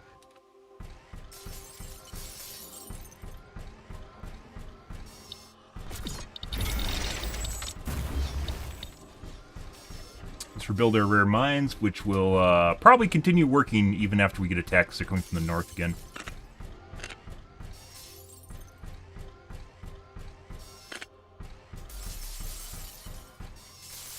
Actually, maybe the fusion reactors still work while you're getting attacked. They just don't work very well.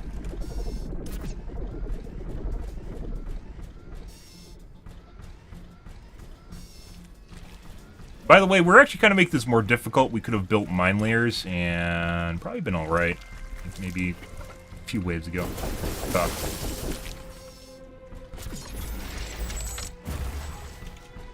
Good. Good.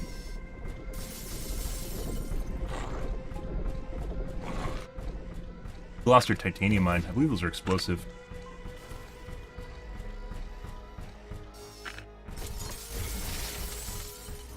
Yeah, our titanium's actually kind of low. I believe our miniguns take titanium too. Where's our titanium mine? The east. I missed it.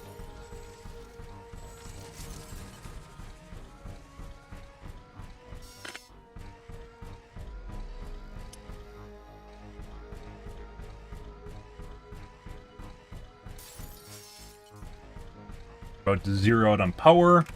That'll fix itself by the time fusion builds finishes upgrading.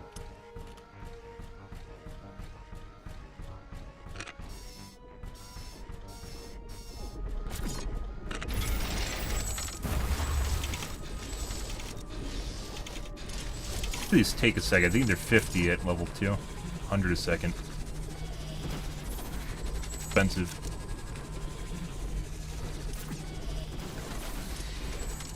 We're out of power.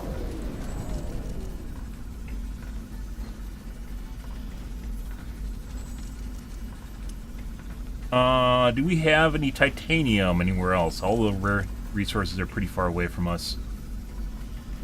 Is that the only titanium patch on the map? What are you doing? Get the fuck out of here.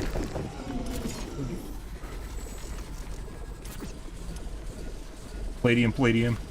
Cobalt, uraniums. There's no way this is the only titanium patch. It is, we have to upgrade these. there.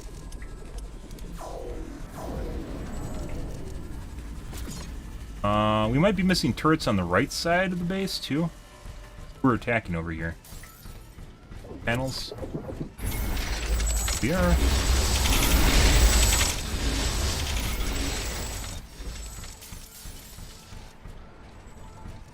Build a disposable array over here to the east.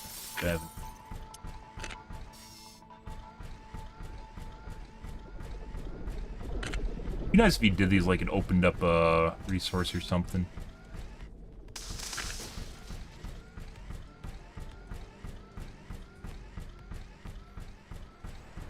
Right. Let's see, miniguns.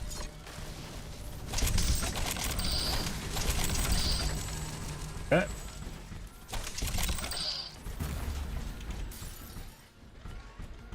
Here, power-wise, is this finished? Did it just finish?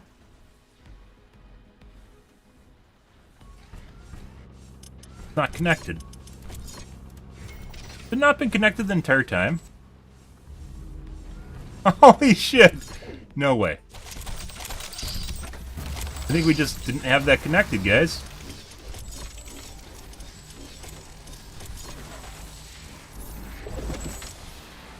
Titanium is still low. I did want them for miniguns. David?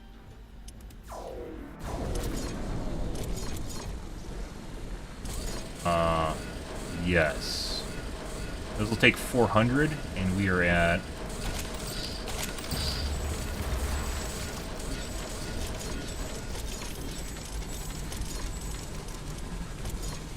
another level 2.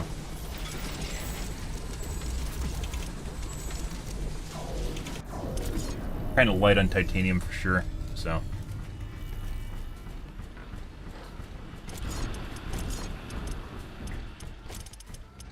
up here.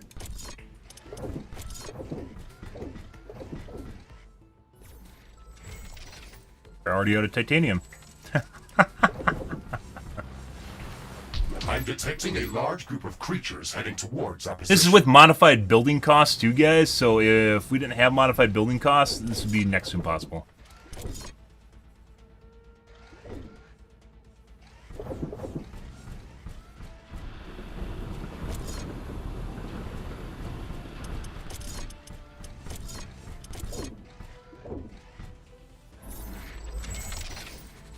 Full out of titanium. That's very unfortunate. Sometimes that's the way it goes, though.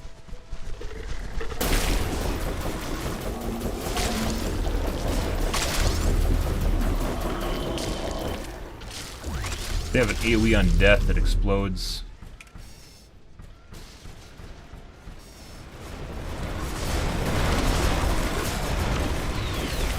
Trying to stay away from the front of them so we don't get cleaved. Okay.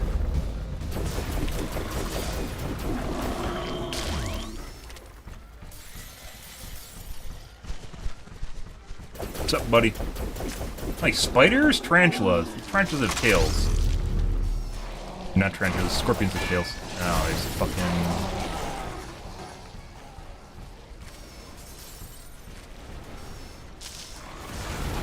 Hate squad showing up.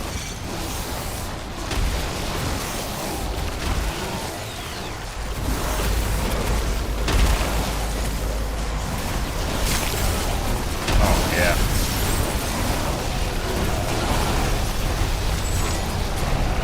Alright, let's build ourselves some more miniguns here. And we're out.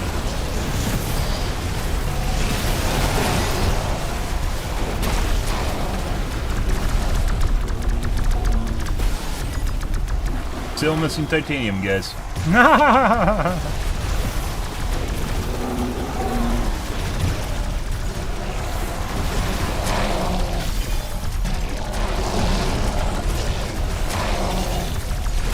This was a problem area at one point. Extra... Air towers definitely seem to help.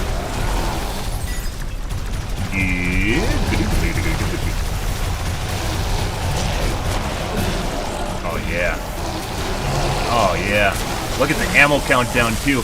I don't think our minigun storage didn't even have time to build up prior to the attack wave, too. You see the minigun ammo right here? Missiles didn't have time to build up either. He's shielding. Research completed. I think we finished the lasers. Oh, no. I think 6 minutes. Not that we really need them, but safety net, I guess.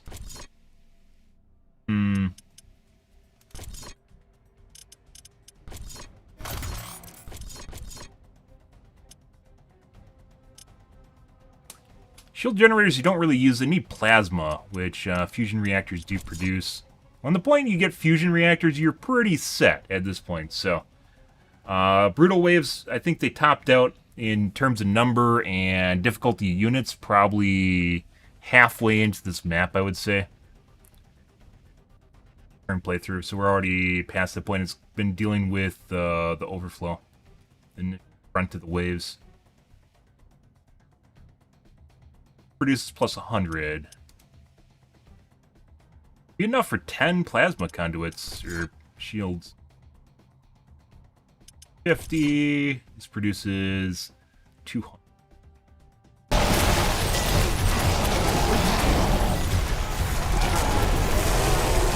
Looks like you might be having some issues over here. Do a little upgrade here. Do a little upgrade. Do a little upgrade. East side's getting hit.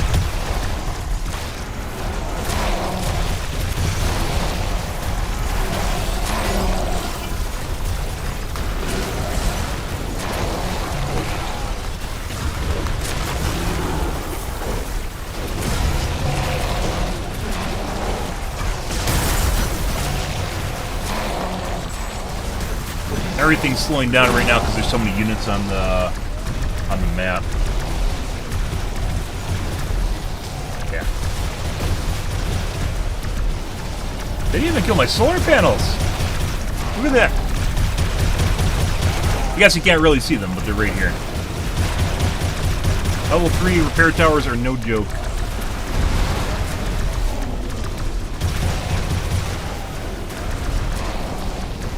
Our minigun storage at 13,000. We're at a third fuel supply for our acid spitters too.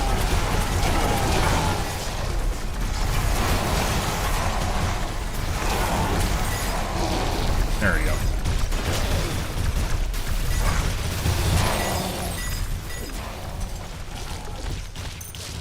Oh yeah, give me the meat. Give me the meat. The meat energy. Oh, look at all that meat, guys. All you gotta do is take care of the necromancers. I can roll. There we go. Again.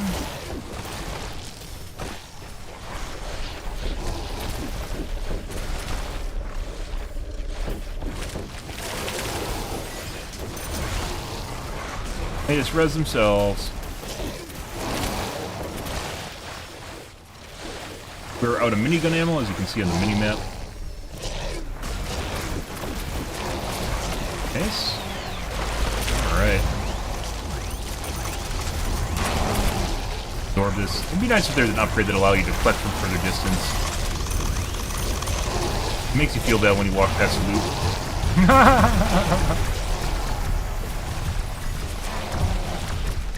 Looks like some of our meat power is working right now. I don't know why.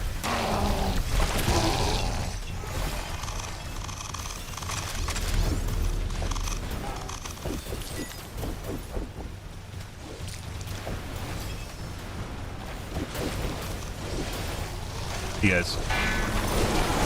Necromancer.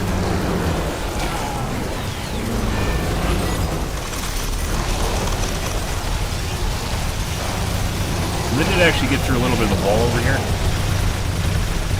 Right there, that's the outside wall. It really doesn't even matter. Oop.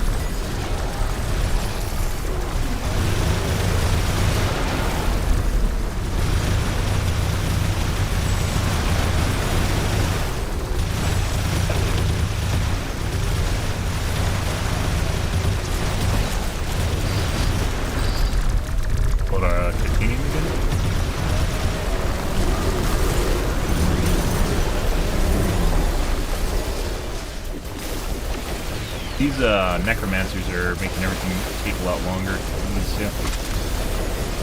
For them, done. Now she moves a lot faster. The head has been cut off the snake, guys. There is a group flanking the south right now, going through and killing all my shit.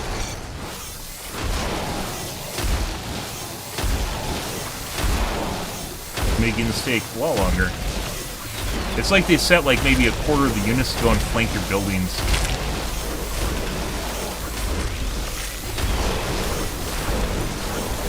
These guys don't do like any damage, but they block your attacks and stop you from doing anything useful. I wish I could build better hammers, but you can't. You need like ultra rare resources to do it. I need to make like cultivators and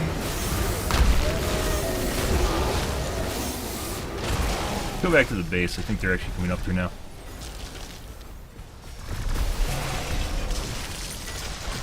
Yes. Got a present for you.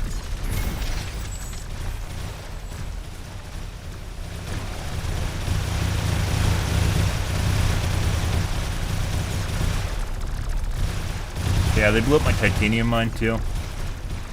Is there any other titanium on the map besides the bottom left corner? It doesn't look like it. That is very disappointing.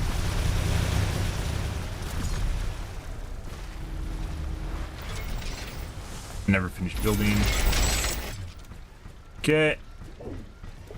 We really don't need our mines back up here, so I think I'll just leave them off.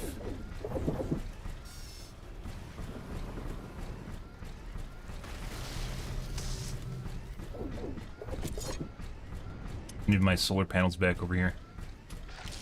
You need, however, is those wasted loot guys. I know you can build loot collectors. They are incredibly, incredibly, incredibly expensive. So, let's go rebuild our rare resources again.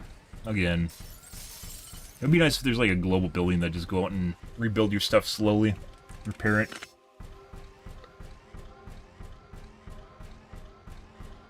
The repair towers will not resurrect husks.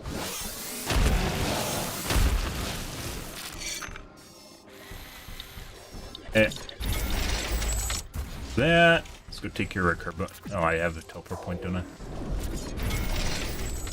That. Now let's go take care of cobalt. What are we short on? Palladium still, actually. As well as titanium. Cobalt reserves are fine, so we might just leave that offline.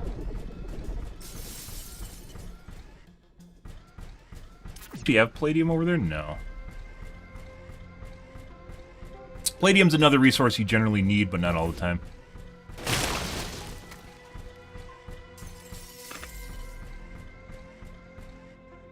I think we're going to upgrade these too.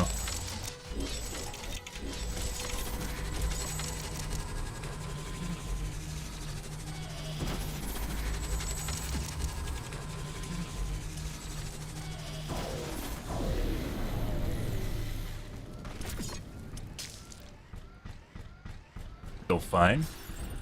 Oh, that's beautiful. That is beautiful, guys. Panels there that are offline. Side turrets. What is that? It's a rocket.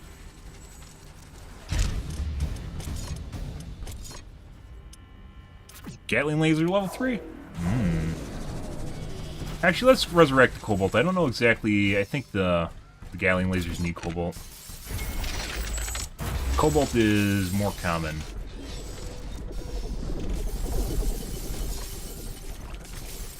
They're harassing my titanium deposit.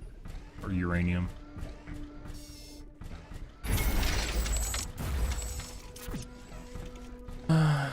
Yeah, those are the little worm fucks. That is our uranium.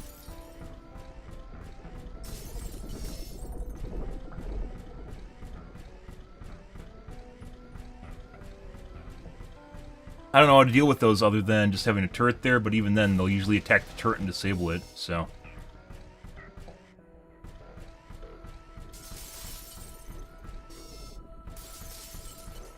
Here.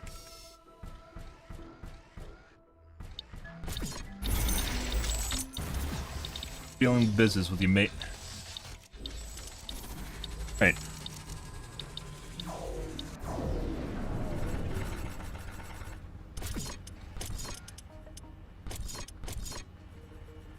Gun.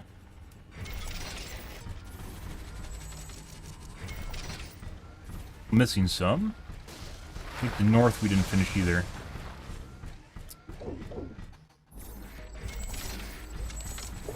Yo. We're on titanium again. Good.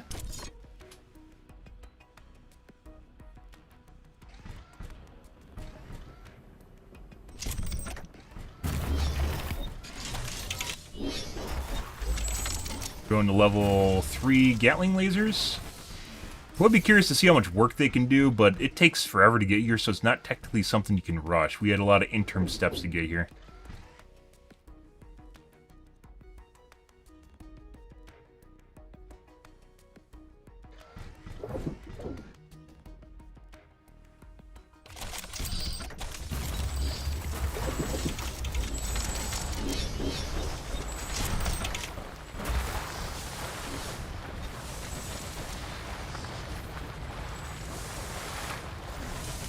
Side always gets hit hard. Let's replace this right here. Punk it.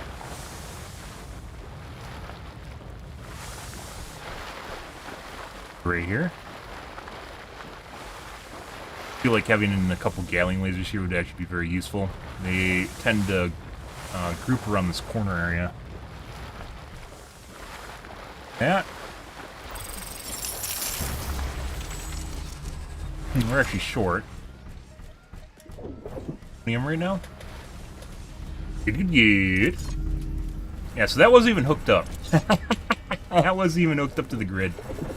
Oh, yeah. Aces are expensive, as it turns out, guys.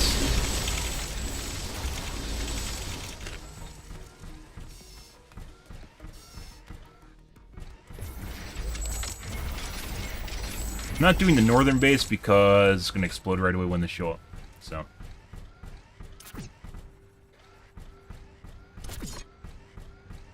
Building. Good.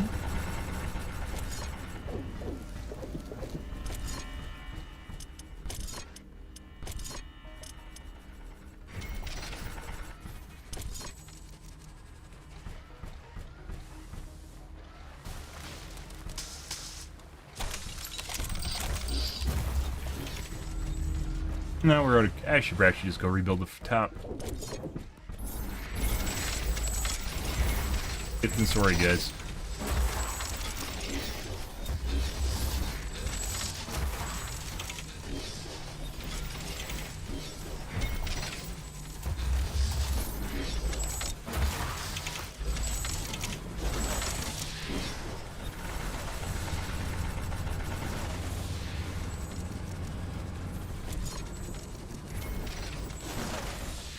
Once again, they're going to explode right away, but I think we're fine with that. I'll get some ROI in. Pretty sure. We have a base over here, don't we? One point at which I was hurting a lot for Carbonium. Carbonium is one of those things where you think you have enough of them and you realize you don't. Something's going to expend a significant amount of resource. I need to repair that. That's a huge... Here?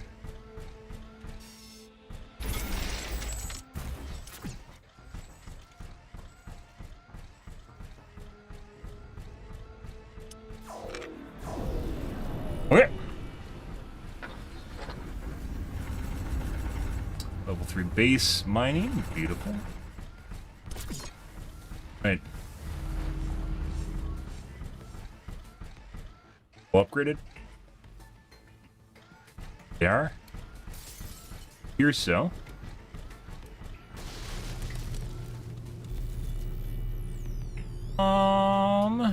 Yes.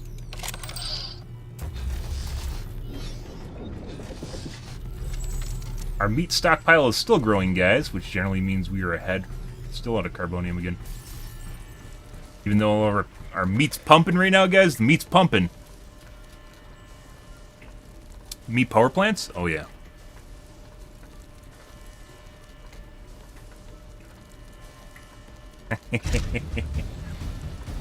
We got crystal walls, too. Which, I mean, we don't even really need. Same time.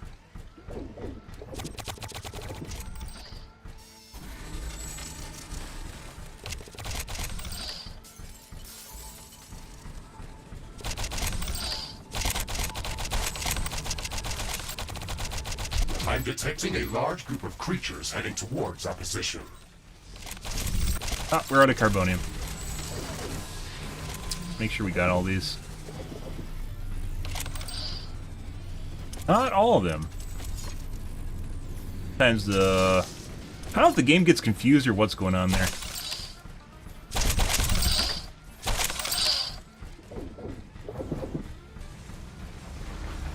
Now our northern carbonium power plants are going to...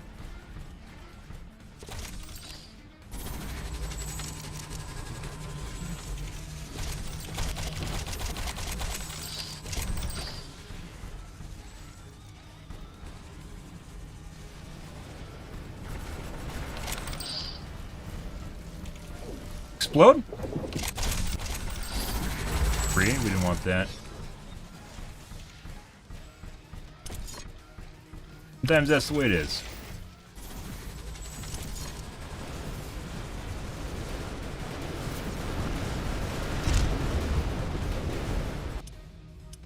Don't even have any base shielding set up. Okay. Let's build some grenade launchers. We already have that.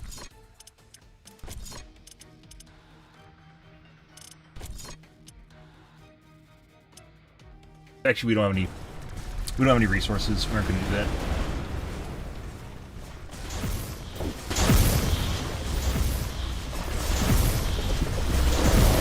Oh, that's lovely. Oh yeah. You guys don't realize how we've teetered on the brink of destruction. How many times we've teetered on the brink of destruction in certain areas, and now they just like they aren't even getting close to the wall anymore. That generally means you've basically completed the map, more or less, but... Actually kind of feels like maybe we need another laser gatling on this corner area. Right in here. Keep the bad guys at bay.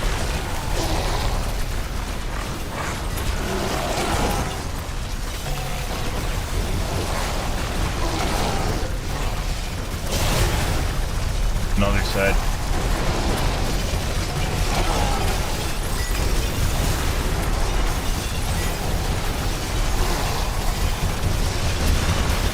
$31K.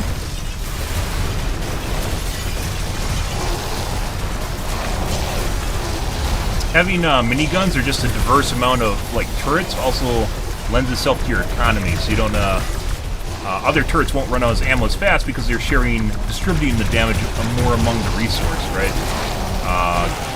Fuel, minigun rounds, and rockets all being used for destruction. And if only turret resources are being used because of turrets are firing more often, then you're obviously going to run out of resource faster.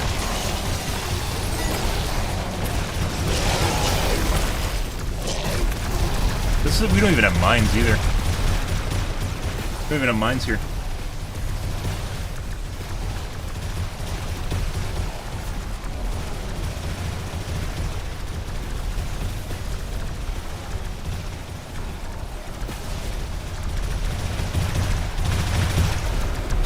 Oh, that beautiful level 3 fusion power plant. So good. Where's our fusion? Oh, right there. Like, if we want to be a real dick, we have to get a tube over to a 2. Oh my god.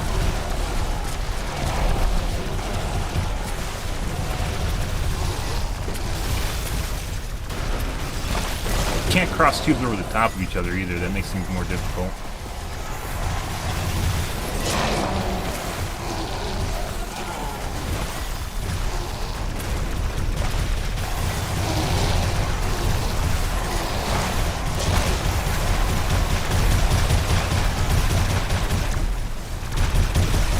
Oh, that's beautiful. And they take forever because now they're going around my base and blowing up my guys down south.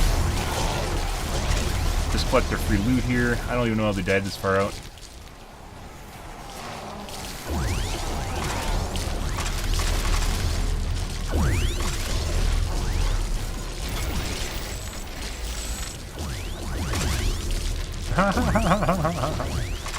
Oh look, free meat. Oh yeah, I'll pick up all the meat. Don't you worry, game. Pick up all the meat.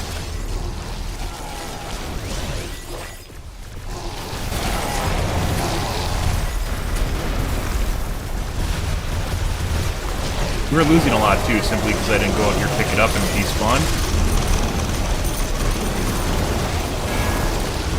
There's still crabs in there.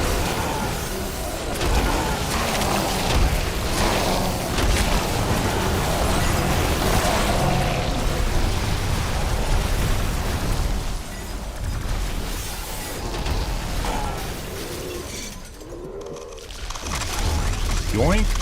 Pick up all the reds. I need them. Let's go get rid of the necromancers. That should end things here. Oh, they're angry. They can't get near my base. The necromancers just keep rising, guys, and they spawn more and more. And I don't even think it's like you can just end up in a standstill where you won't kill off the necromancers unless you go out there and blow them up. Because I don't have artillery, so you can't have artillery.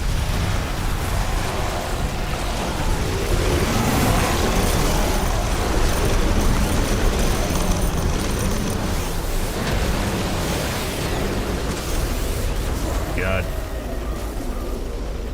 Significant amount of damage. Still down south, killing off all my rare resources down there. There's nothing you can do about it. I can't defend it at all, so... no way of dealing with that.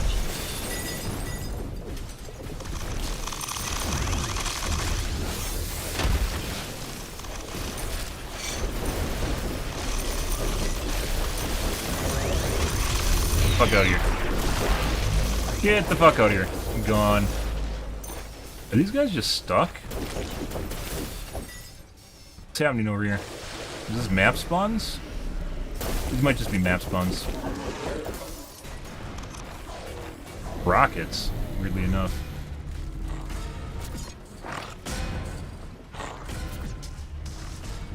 Guy can't actually do anything.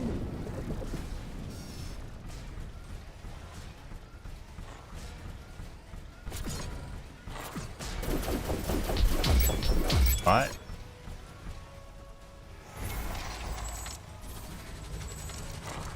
It's kind of weird when the husks disappear.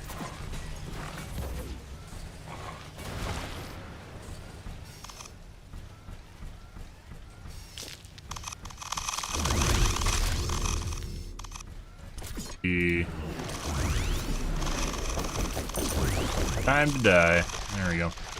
Like, I think actually a good budget strategy is even, like, we rush Gatling guns just to see if we could, and I don't think it's actually really viable. If you make things more difficult, it would become incredibly more difficult to actually do anything.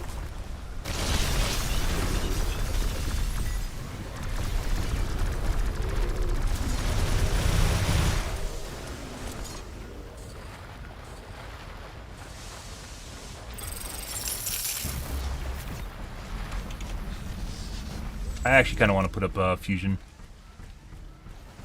Alright, what do we have? We're lead and palladium and titanium, which we're still going to need.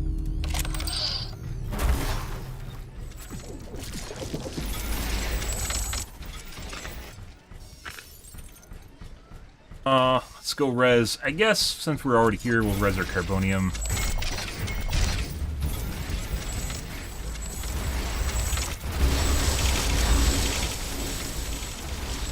We're up to 64,000 meat now.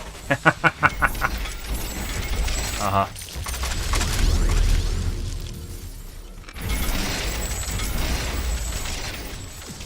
Guy here somewhere. There he is. I thought it was gonna crash. It's gonna crash. It did not. Let's just go res the southern carbonium.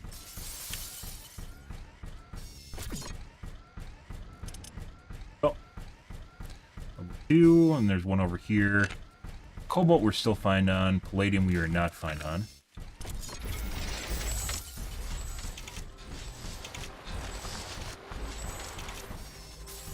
Yeah, there's like no way you can't protect an outside base. There's absolutely no way you can protect an outside base.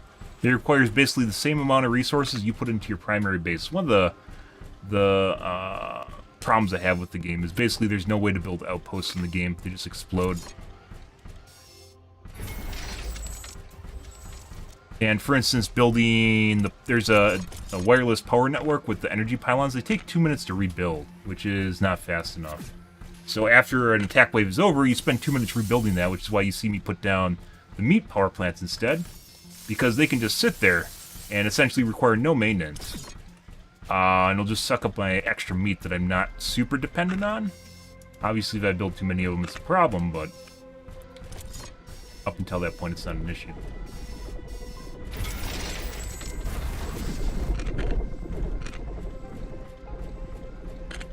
Get our uranium as well, all of our rare resources. Titanium mine was a big one, because we still don't have all of our turrets upgraded. Off we go. We may upgrade our... What was our level 3 plant too? Ha! We may upgrade our... I'm detecting seismic activity near our position. Ammo production. Seems like we don't have enough. Want to, but... It seems like the earthquake has uncovered something interesting. Let's investigate. I'm curious. The earthquake is over. Free gifts? I like It gifts. looks like it unearthed an object near its epicenter. Might. I don't know. I'm big into value, guys. I'm a big value guy. Research complete. And if we can min-max that, you know, I'm just gonna let it run. I'm gonna let it run. Because when you upgrade the tower ammo production buildings, you actually... They become less efficient. They use more of your raw resources to create less. Even though it produces faster, it's at a higher cost. Yeah. I mean, we'll just start throwing in upgrades here that are kind of nice, but I didn't need to work on. Laser swords are really cool, but it has the same problem the gauntlets do, which is when you hit something, you rebound. Hit the crab people, you rebound off them, so... Aid...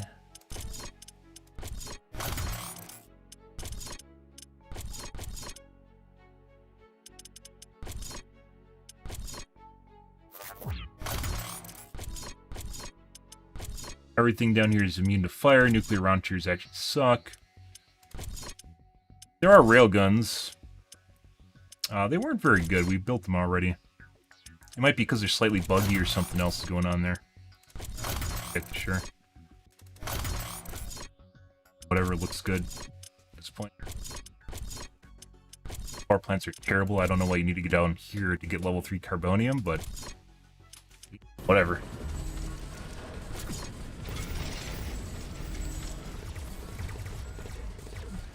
Earthquake. Might as well see what's going on over here. Build grenade launchers too. Or Ironium. This is a way that the game gives you unlimited resources because it'll spawn these, and it spawns them relatively close to your base, which is important. Depending on what kind of run you're doing, it is pretty important. Let's build our grenade launchers I was talking about. Can't really build more exotic armor either, because that all the purples and reds require a very special resource, which is very hard to come by unless you have a giant base. Why we never spend time doing it. The blues, however, you can get with normal resources. I would not be against them actually putting in a mechanic where it turns that super special resource, which we don't even farm, into like titanium or something, which it doesn't.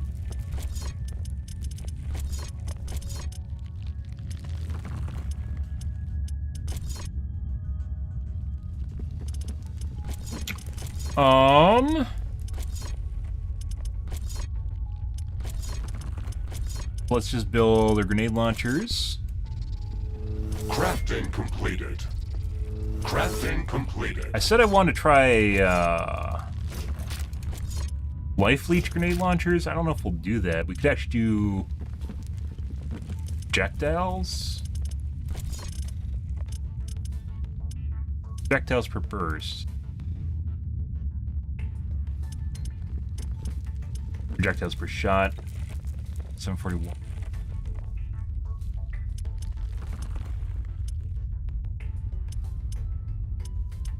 Kind of do the same thing. There's also fire rate down here.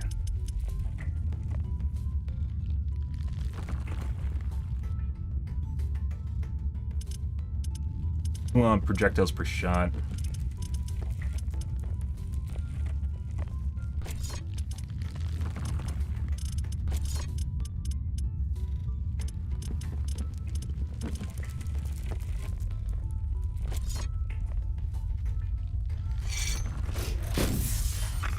Ah! Hey, look, 4. That was RNG lucky, but, you know. That's still disconnected. That's fine. So we were still short on... Not upgraded. It's all... Thanks, guys. This is for everything. I think we have our titanium built up now. Good.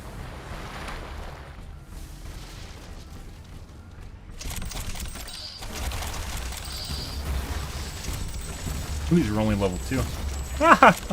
Okay. Well, there's that. And now we're short on resources. Never underestimate your consumption of carbonium and uranium, guys, which I continually do. I'm like, well, let's not rebuild the northern mine. And then you need it anyways, so good.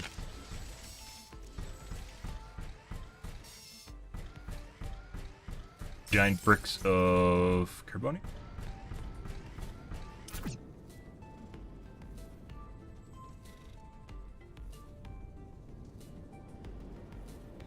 We have a massive amount of uranium around the map. It's kind of weird. Carbonium is definitely more in demand than uranium is, but it seems like uranium is as common as carbonium is. It's almost finished. That'll be beautiful. Okay. Add a little bit more spice here. Hard as well.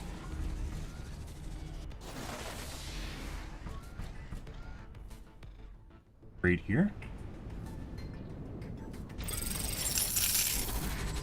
Close. Whatever. We'll do that. Kind of wanted to leave a 2 gap.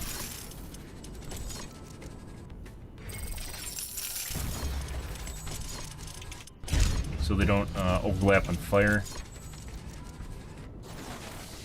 That, then we want a minigun.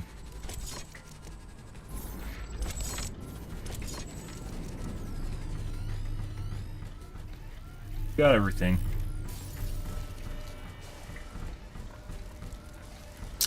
Good, good, good. Up to 24,000 rounds.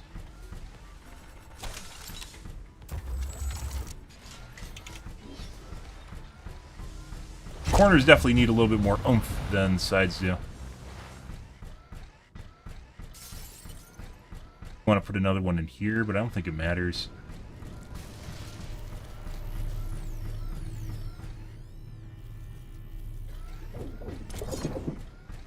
Good, good, good.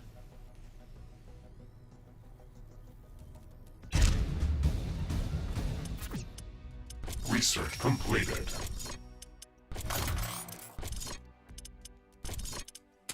Armory, a bunch of things we don't need. Like, all the cool stuff is locked behind absolutely ridiculously rare resources. And by the time you can actually spend time getting it, like, you don't need it anymore, so. Guns aren't. There's a lot of stuff in here that just isn't very good either. The plasma's pretty good. As is the corrosive.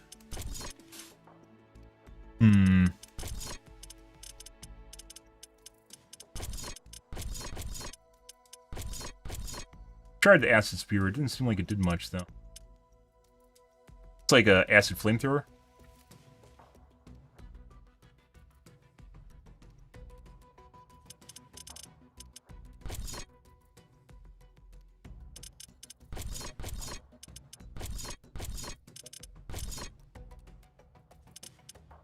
All sorts of different mods for your mech.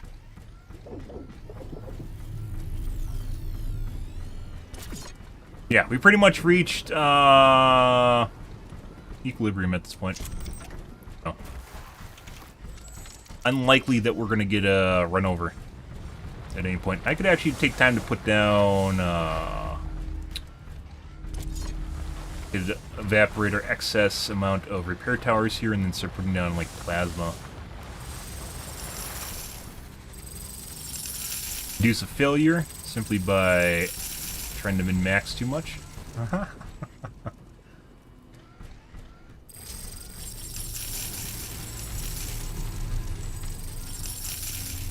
Help. Leave those there.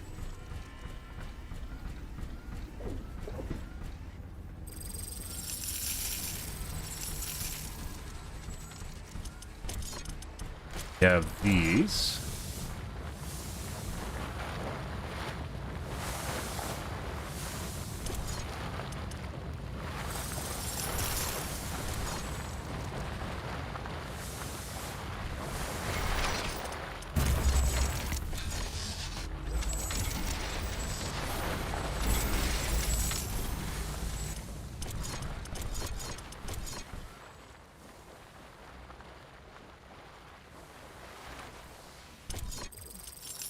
I believe these didn't used to take plasma. They changed that at some point.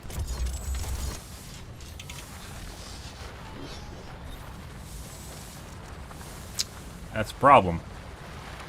That is an issue. I guess maybe...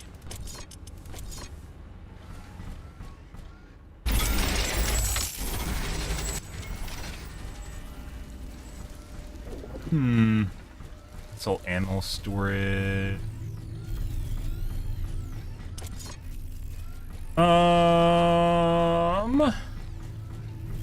You have plasma over here too, from that guy. I don't think we aren't gonna run out.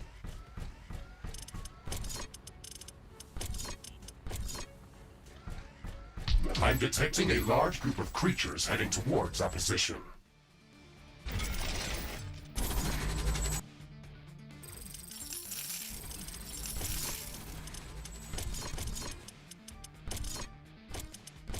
This is also something where you eventually get this and you're like, wow, that's so cool, but you're already to the point where you're self-sustaining, so it doesn't really matter much.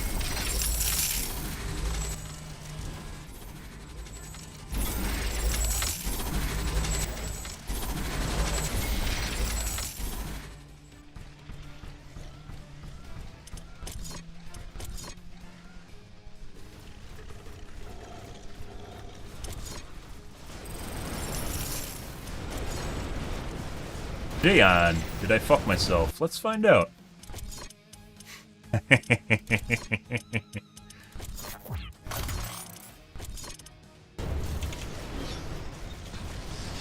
See how much it has for shields? It slowly builds up, too. Like, I'm pretty sure the shield generators aren't even that good, like, at all. They take a significant amount of resource, specialty resources, when you could just spam repair towers.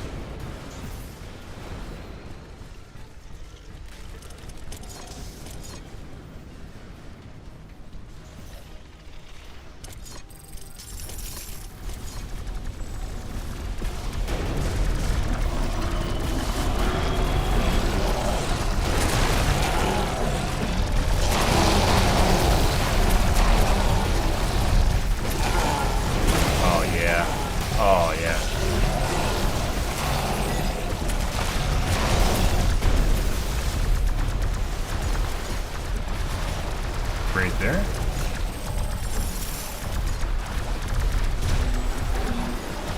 I almost never use these. So late in the game, kinda, you know.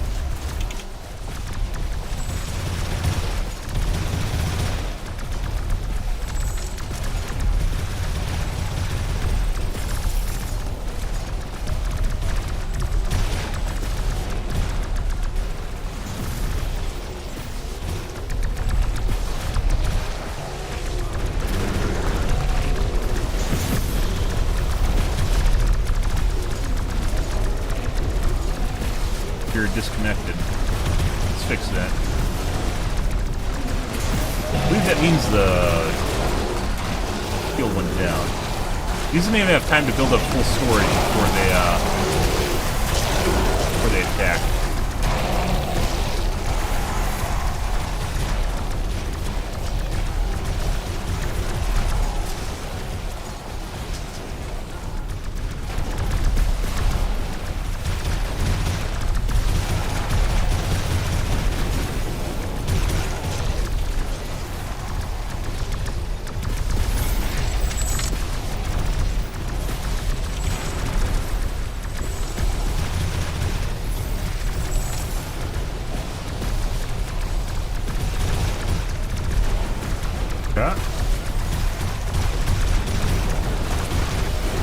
Not level 3 either. Let's take a look at the northern base and see how it's faring with only one layer of repair towers. They're level 3 though. Looks like it's doing pretty good. It's like almost nothing that's hurt. 25,000 ammo. Yeah. Let's leave a 4-banger on the edge here. That. Double it up on the edge here. Corner.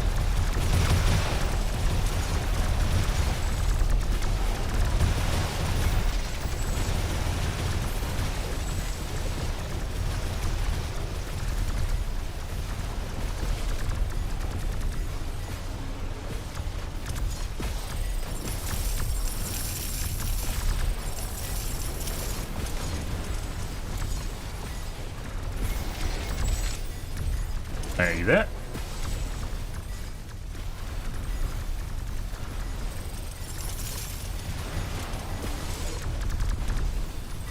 You can put like 10 of these per actually more than that.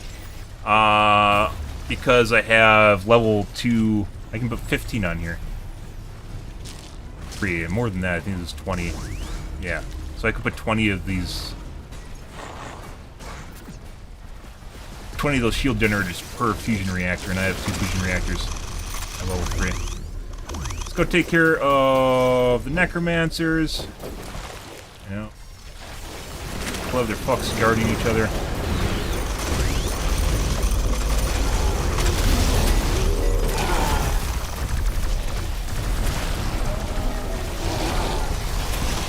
You guys doing? Just like loitering.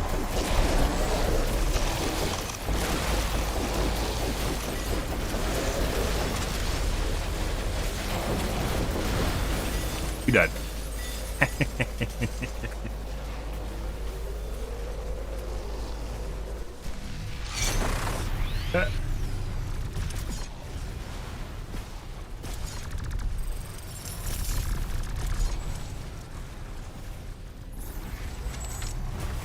If we make this, we can go over to here from the looks of it. Where does it come out?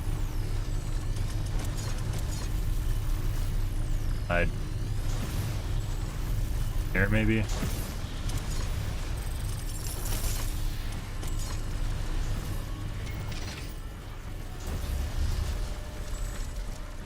How much resources? These are kind of expensive. They aren't something you really want to have explode randomly.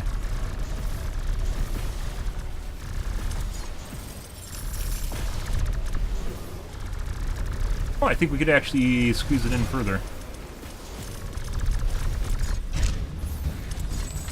Yes. And we could just remove the power plant too.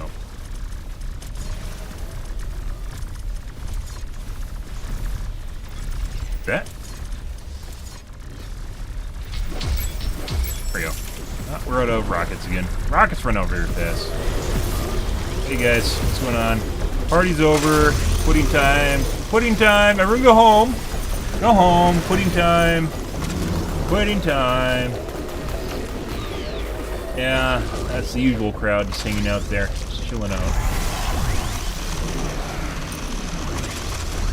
I guess they technically give you unlimited meat. If you just let them sit here and just farm and then we had a loot collector, we could just make unlimited meat off of them. You can upgrade to level 3 now.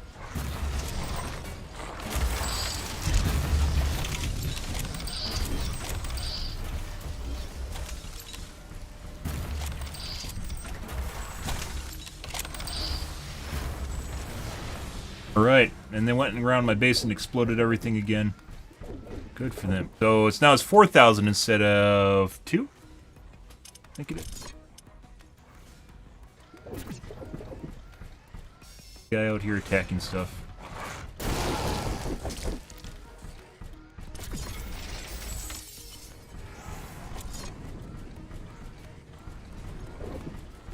It's still alive over there. This corner's kind of janky.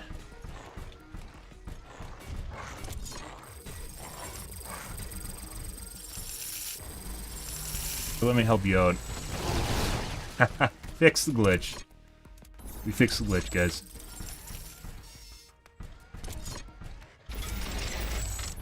Alright. Prepare the mines. Mine of Mordor. Moria? Mines of Moria. Mines. I guess there's mines in Mordor, too. They're kind of rough. So because that's there... Kind of... We can just put one here, too.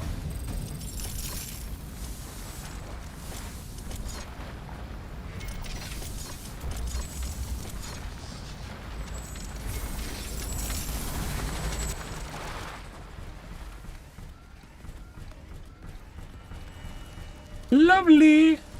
Lovely, lovely base! Oh, yeah. Very beautiful. Alright.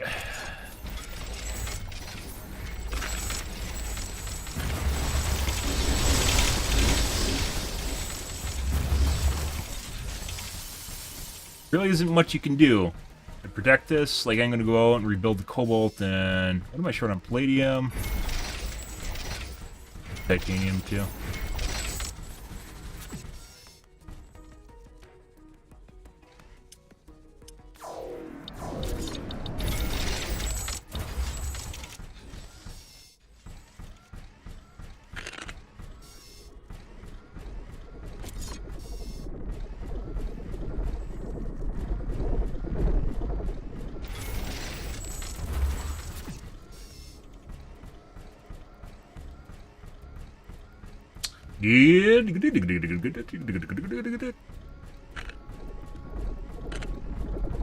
Grab our cobalt down here. Bolts and the palladium.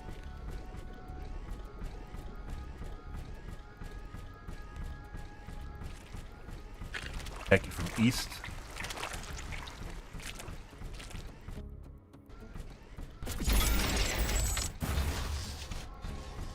And like the slugs are attacking.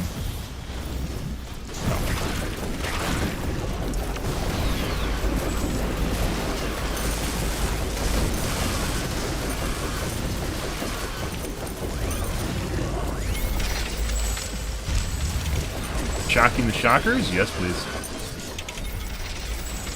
Hey, guys.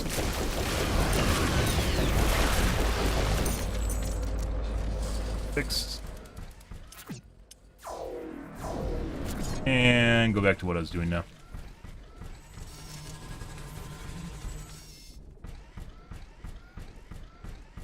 So, they are blowing up everything on each side of the map. There's I'd say it's like 20% or maybe 15% of the force literally just runs at your expansions and blows them up. Kind of unfortunate, but... Try now.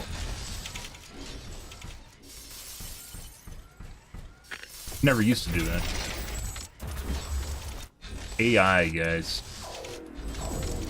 Some chess master sitting behind the coding keyboard, and he's like, how can we fuck these guys? And they're like, yeah, let's do that. We are maxed on fusion, though. Plus 100, plus 100.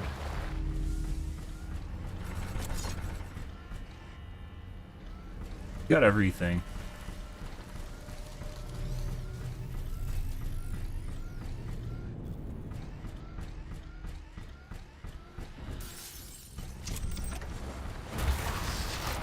Level 2. Almost everything. And we still have an excess amount of energy, too. 2 fusion reactors, you're pretty much done. By the time you can get fusion 1, you can usually get fusion 2 and 3, which is what we did. We basically just jumped from 1 to 3. Normally, gas is really good, even if it's very space intensive. There's an intermediary resource, but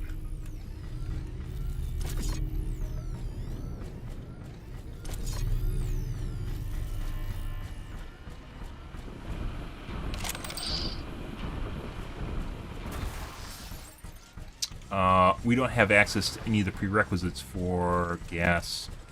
Mainly a lot of water, I think it is. We have some water from the geysers, but you don't want to use it up on gas. Research completed. Why aren't we doing gas?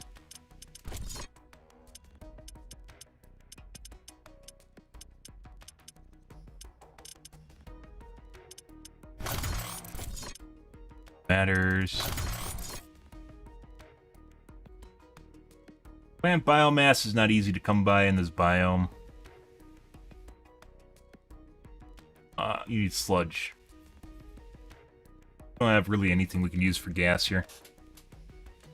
Gas takes flammable gas, and the only way to get flammable gas is filtering plant or biocomposter. We have some, but this is over the course of like this entire match, which we are on day 16.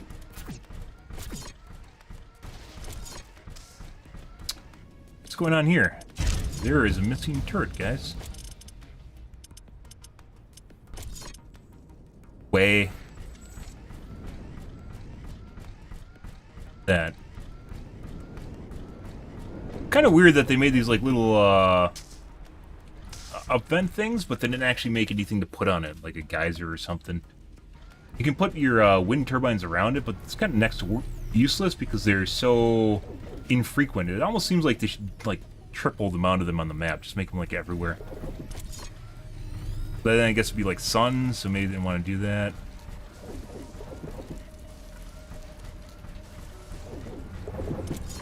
Could actually upgrade these.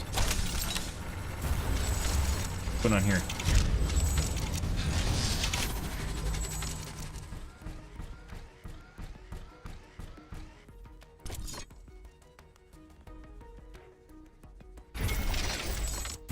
Do that, and then we're going to upgrade them too.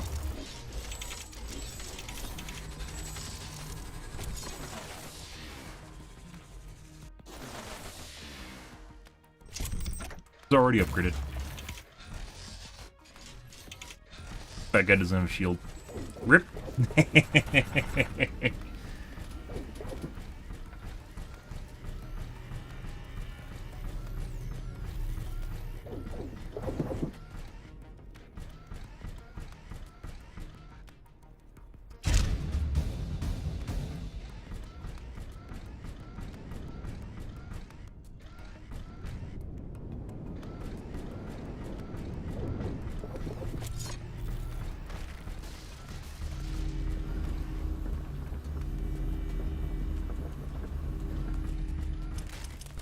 Sure, I can just build more of those too. I can build 5. Not that you'd ever need that, but Research completed.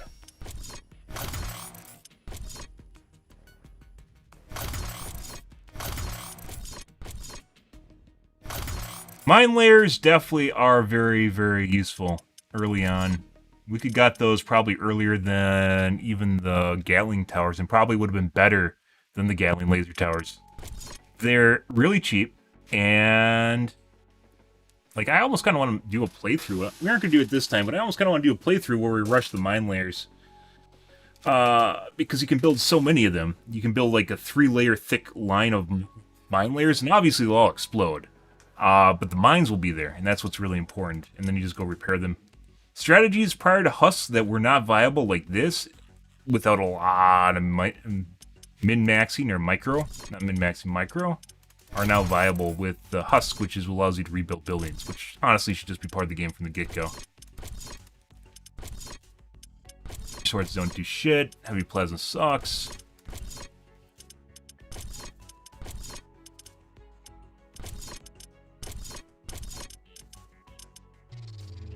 Crafting completed.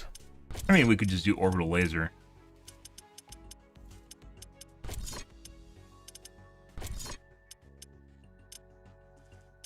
There's so many different damage types, like building the armor that's good against certain damage types isn't even useful. There's so many different units, and they all just do a plethora of damage. That's why I just build the basic bitch armor. Where's our layer? There it is. Orbital laser.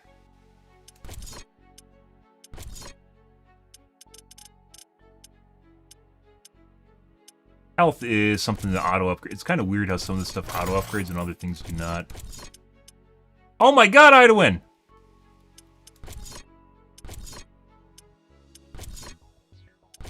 I do have to take a piss here, though, guys. It's almost quitting time, is what Idawin's telling me. So, he's giving me the go-ahead to stream for a little bit longer, though, apparently. Okay, I gotta take a piss. 1 second. It's actually kind of curious that my hammer damage is almost on par with my power fist damage, despite power fist doing so much more damage.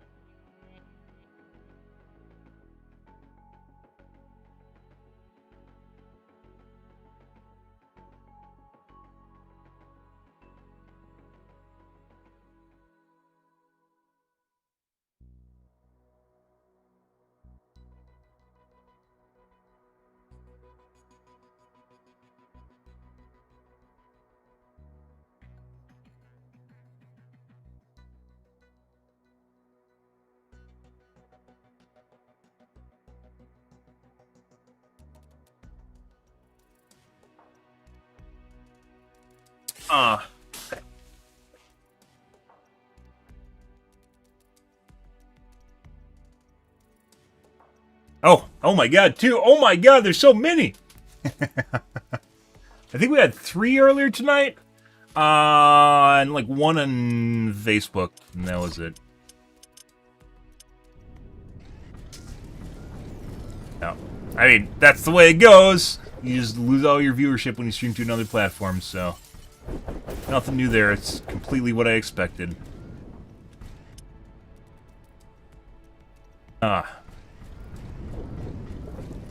We're pretty much done with this. As I mentioned, guys, tomorrow we are going to be doing, like, right now I'd probably restart the map if we're actually going to play another map. I kind of want to try the mine layer thing, but we aren't going to do that tonight.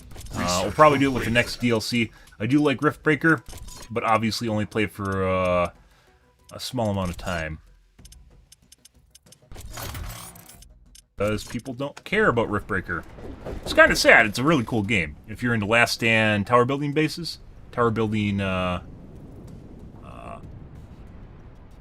There's emotes on this platform? No way.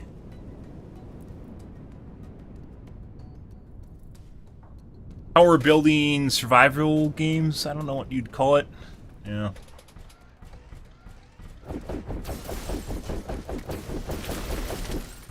Yeah, me, my laser beam. I haven't tried actually upgrading. I think you have to build a new orbital laser. So I can't just build the better orbital laser. I wish I told you the resource costs. Like, some of the purples don't actually cost rare resource. You have to research them to figure that out. No, hammers do. Power fists, I'm pretty sure, also do.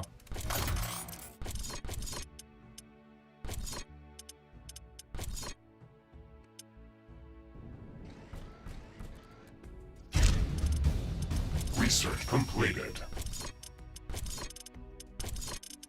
Orbital laser right there. See, Tanzanite.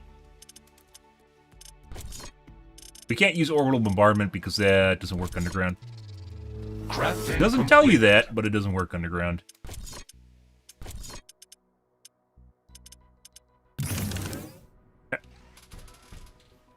Ah, rolling in the crypto.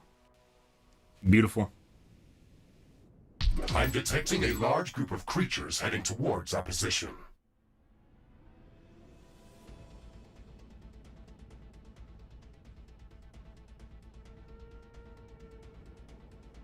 We're just gonna let them encompass my base and see what happens here.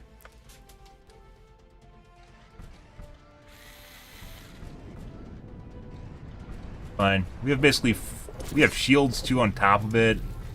Yeah.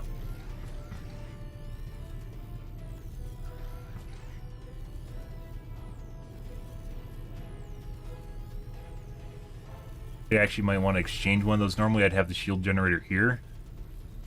But that's where our doorway is. Doorway too.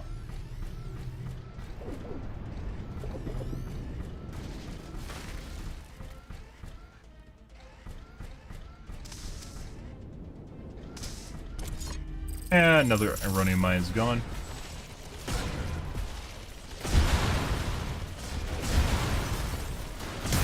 Broken? On here.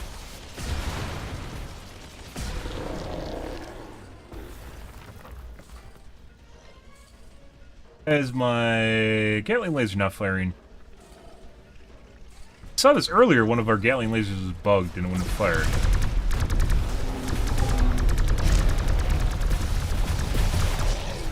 Maybe there's a warm-up or something. There we go. Oh yeah. Oh yeah. Let the murder commence. I'm just gonna walk out here like it's a rainy day. You can't touch me. Give me all your meat for my meat power. And now they're blowing up all my external mines. Good.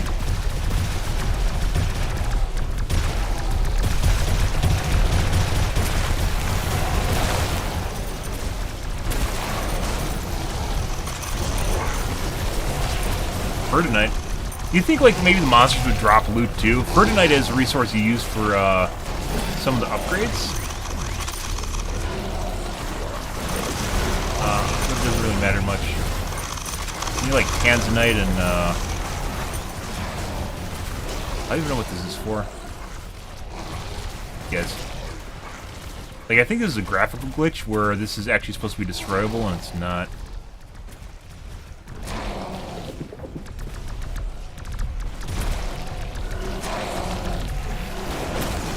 I'm getting hit kind of hard. I like the corner. 8,000.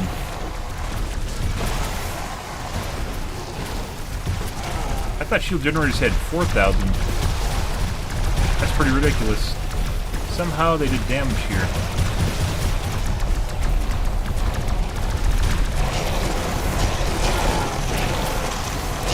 Looks like they're pivoting. They're going to attack the south side of the base now.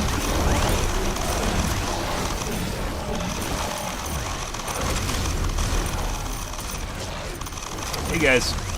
They can't even destroy my outer walls. Lovely. Yeah, I think, so Gatling guns you don't want to race. I think there's something you use later on to consume an inordinate amount of energy you have. But definitely rushing them doesn't really seem viable at all. They just, it's not that they aren't good, because they are. It's the fact that they require, when they explode, they take your turret line with it. Basically, you have a bunch of turrets all in one because they're so expensive. They're like a monster turret. But the moment that they blow up, it's like taking out, like, this is equivalent to like 15 turrets. This explodes, and then just like, it's like a whole power line just disappearing. Which is insane. It was significant. That was probably the biggest problem we had with them, putting aside, you know, obviously, energy generation.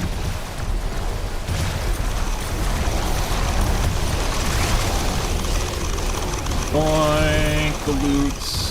Yoink, yoink, yoink. I think mine layers would be pretty good. Plasma is still a very, very respectable go-to.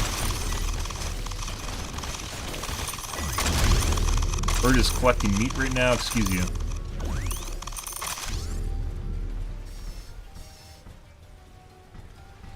Oh, they're coming around the west side of the base now. Every angle. I thought these only did, it's showing you the combined shield. Oh. It is 4,000. It shows you combined values of when there's overlap of other shield generators. That's pretty cool. The tech in this game is pretty cool. There's a lot of bugs, though, but they actually cared about their game.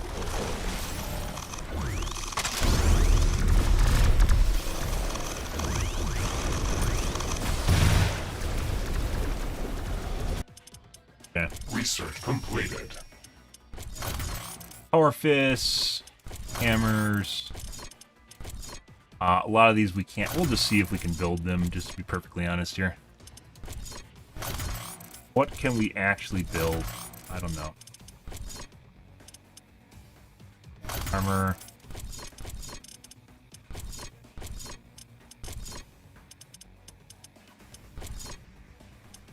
Like, we can go and look at the laser, like even some of the ones that we already have.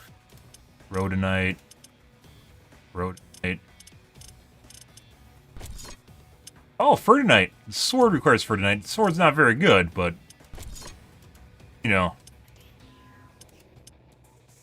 Tanzanite. It's kind of weird that they only drop Fertinite. We don't have a lot of it either. And like some of these require a significant amount of rare resource. It's like even towards the end of the game where we are right now, we can't actually... Ooh, we get lightning guns. We can get one lightning gun. Almost two.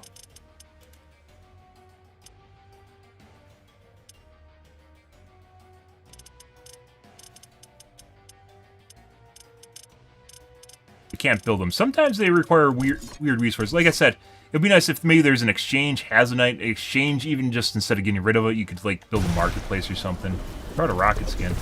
Rockets we go through very fast. Which probably means we could... I have a 1-to-1 ratio between rockets and...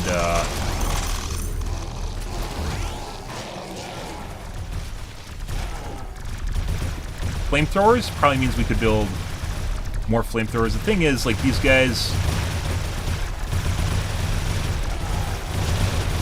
it lays puddles on the ground. Like, they don't even do impact damage, so having more isn't going to help us. And flamethrowers, almost everything down here is immune to fire, so it doesn't matter.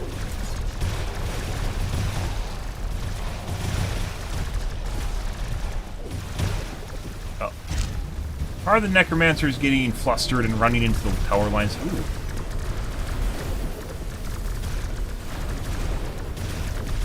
Oh, they blew up one of my buildings. Blew up a building, guys. I don't want that.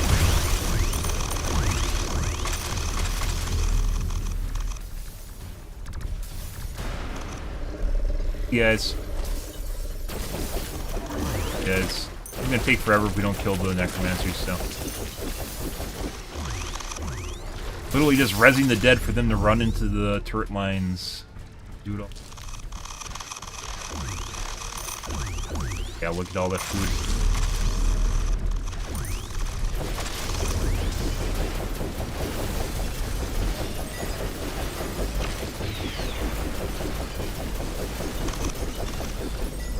Maybe we can just do this just because it's here.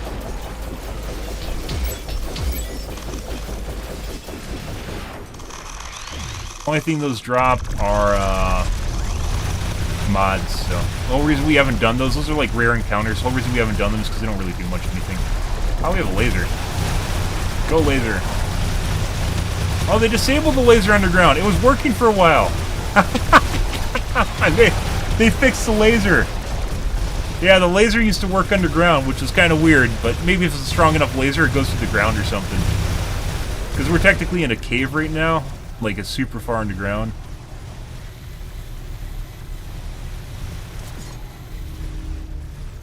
That, do another one. Headquarters upgrade in progress. This will attract a lot of attention. We have some time before the attack. Let's strengthen our defenses.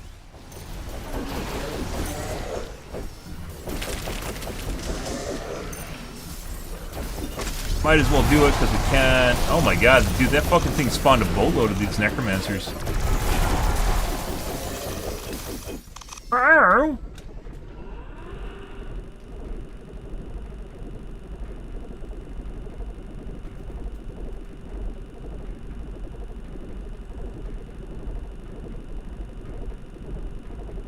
Gives us some loot.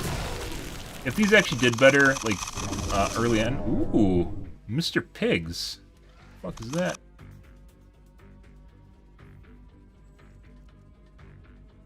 That's again, like, those would be more useful earlier on in the game if they actually did something better than they do, but they don't, so.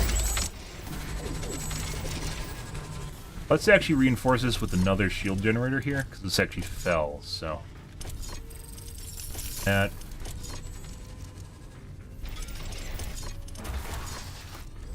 Unshielded down here. And we can put, like, Jillian. Maybe we could actually. These could use a lot. I don't know how powerful these are, so I've still been doing repair towers, but maybe we should actually be replacing. So this can support 20 of these shield generators. Maybe I should be putting more in here. Take them on.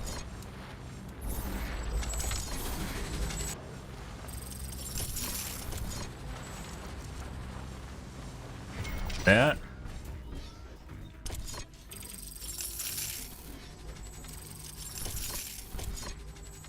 My sensors are picking up multiple groups of hostile creatures approaching our base. Okay, we're ready for them.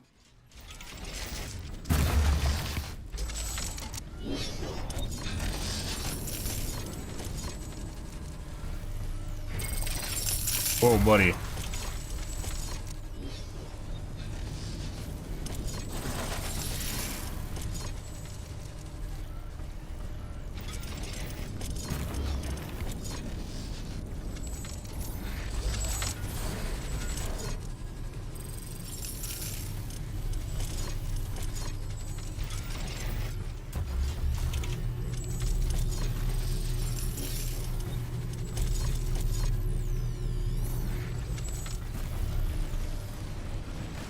We see supply. Yeah, so I actually can put 4 more on this fusion reactor. No. And it appears as though they are blowing up my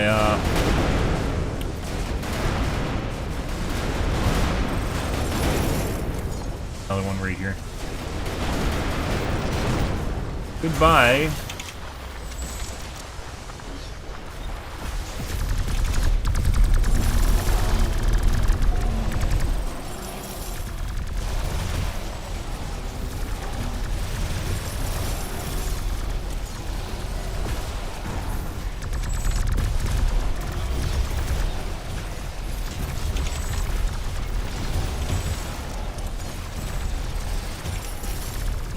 We have the repair tower.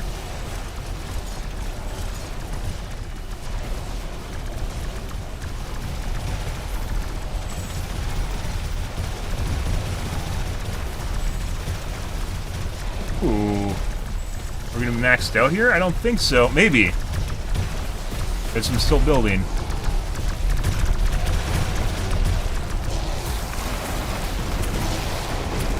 What does this look like here? We can still put 4 more on this line over here.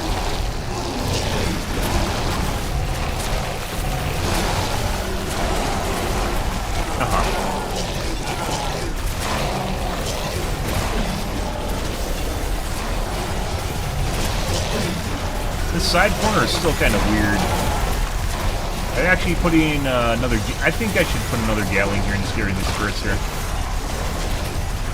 Goss.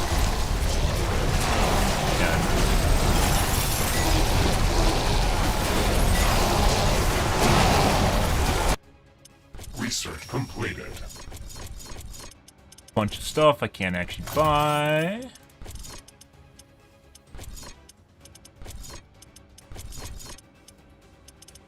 Launcher, Tanzanite.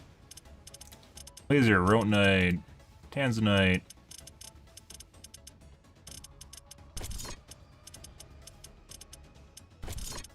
can make. Sword not very good. All the movement abilities don't matter because you can't actually roll through the mobs. And because you can't, as a knight, because you can't roll through the mobs, it's kind of pointless. Rolling through the mobs will save your life when you're in the middle of them, which is why I always use dodge roll.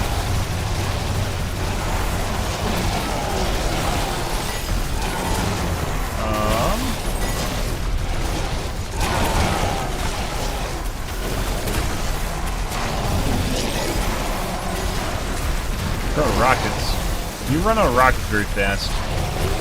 It's probably a 3-to-1 ratio between rockets and fuel. We're almost out of minigun runs.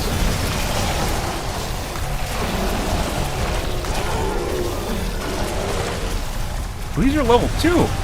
What am I doing? How many level 2s did I put in? Oh my god. They were all level 2. Who did this? Why would you do this? Well, that's unfortunate. Yeah, they're all level 2, guys. Whoops. Yeah, apparently I didn't change it to level 3. We should do that. There we go.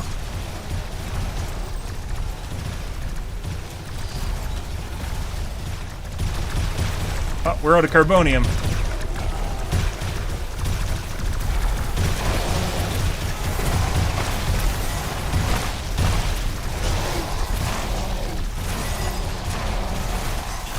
$190. 180.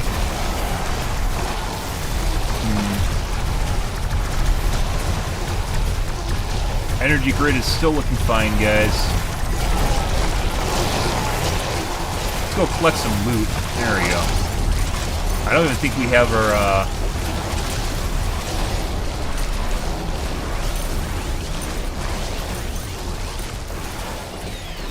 Hey guys, what's going on over here?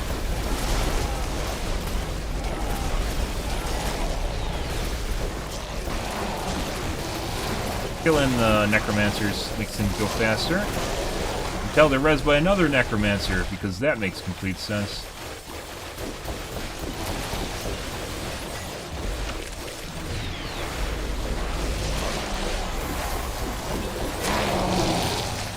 You're out of minigun ammo.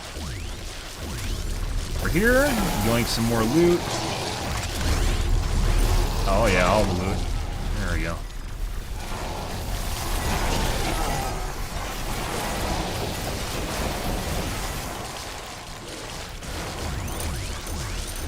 But yeah, baby.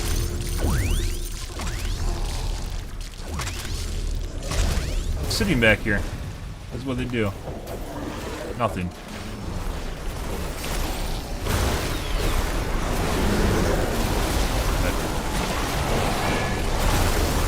Crab.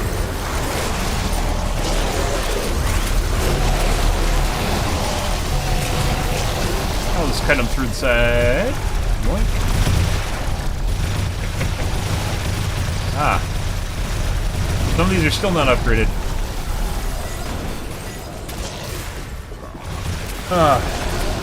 Why can't you guys just die faster? Just die faster.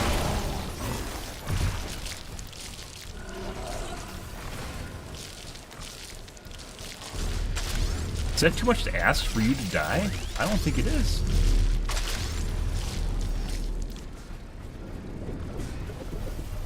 Rockets again. There's like a weird angle where they can attack stuff and they can't be attacked. They can't be attacked.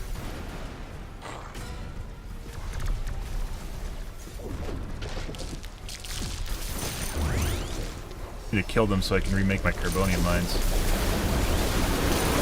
Oh, buddy. Here, let me unplug the bubble up here, guys. Come on down. Turrets want to see you.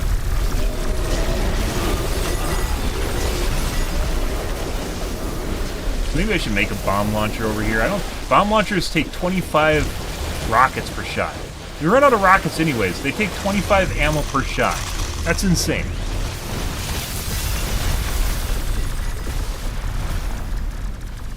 Go take care of this little guy over here. Threat neutralized.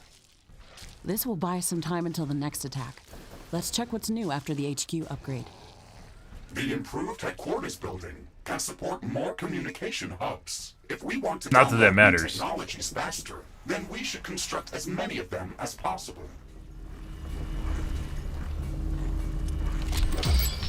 There we go. Yeah, I should just keep doing that. I should just keep pounding the upgrade. The HQ upgrade. Research completed. Stuff we can't get.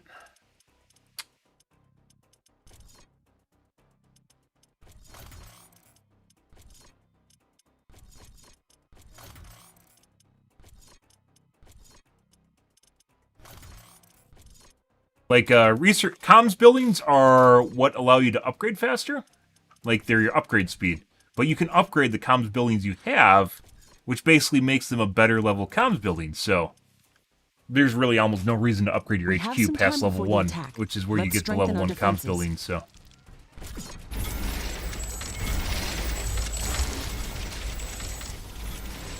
Regain some of our lost carbonium here.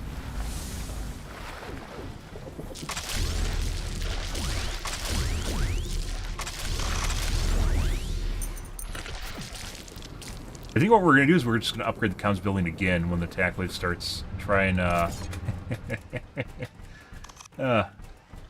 make a problem for ourselves. Oh, here. Die. There we go. Die.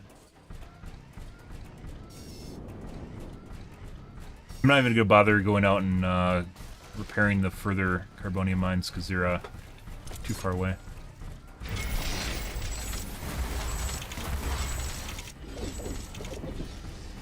What do we have? We have 130, so we can put 7 more on here if we wanted to. Already got pretty good distribution.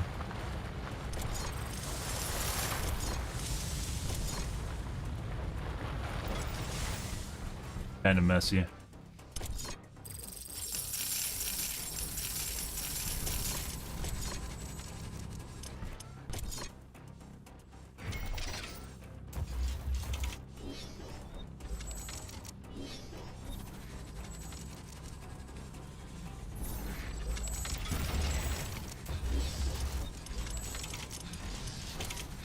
Oh, that didn't work out.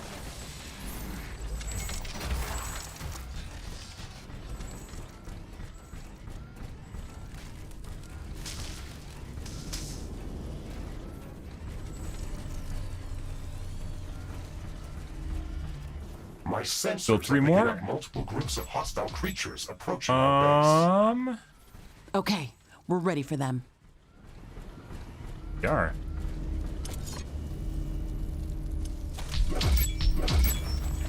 Headquarters upgrade in progress. Ah, lovely. This will attract a lot of attention.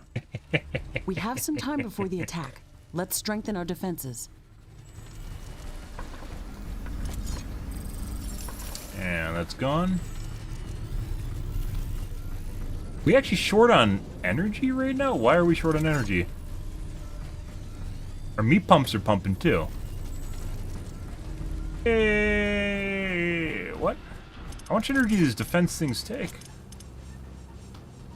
80? That's not a lot. Are we short? Oh, I don't think we rebooted our solar cells outside. Oh, here they come. We can technically upgrade our buildings too. Just better building more of them. H. We could actually. You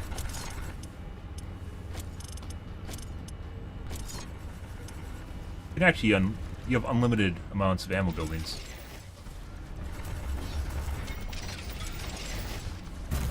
Casually double our tower ammo production, which casually doubles the amount of resource it takes.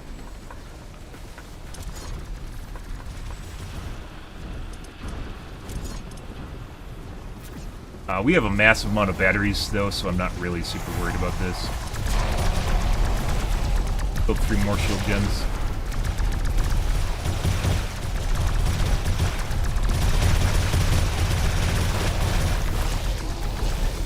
I don't think we're going to restructure this because we have attack waves incoming, so. Lovely, beautiful, wonderful. Expect. Let's go get ourselves some meat, guys. Oh, yeah. The meat generators. Oh, yeah. Feed my generators. I'm going to burn you. Be some carbon emissions. Hey, look, that hurts bug. Bug. Actually, looks like maybe we want to put another galling bird in there.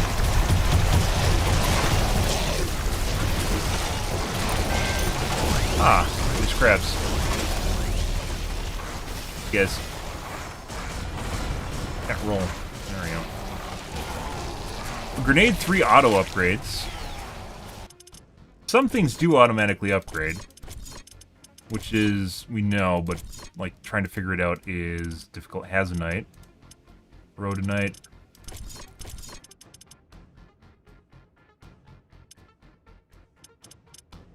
Hazonite. Better. Hammers. Tanzanite.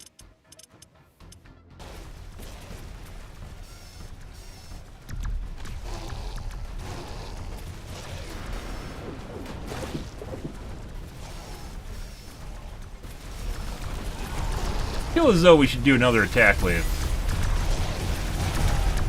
My sensors are picking up multiple groups of hostile creatures approaching our base.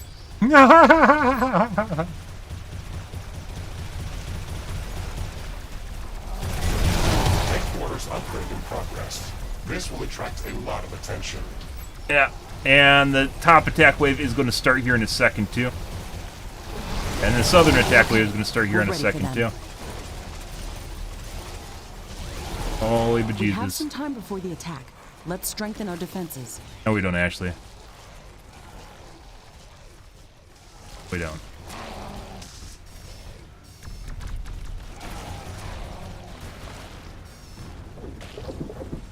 We have level 3 fusion, double level 3 fusions, too. We're still slightly shy on energy.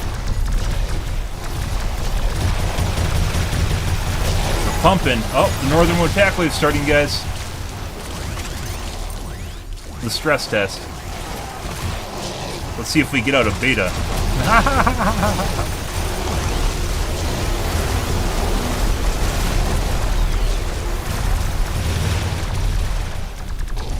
We're out of rockets.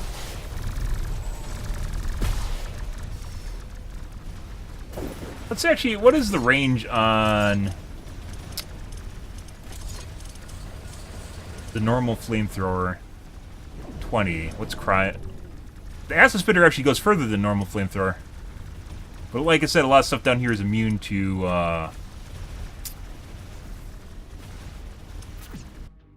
fire, so it doesn't matter Research completed. at all.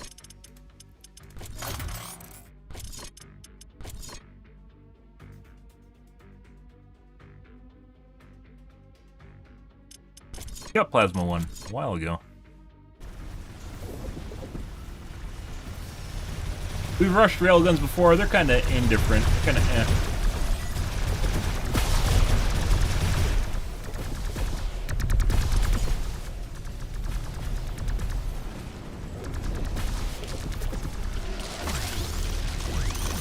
Flanking all the meat. I don't know if this is our last HQ upgrade we can do.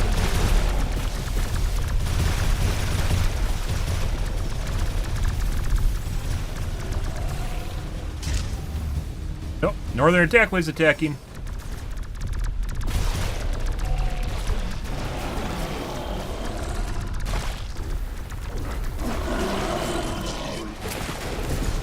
Something explode? Why am I positive on energy? Maybe southern corner, southeast corner. That's outside, we don't want to do that. Good.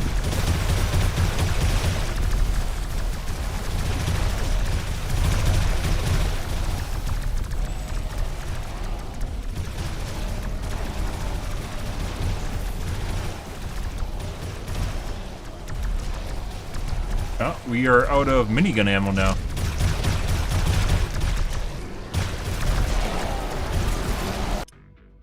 Research completed.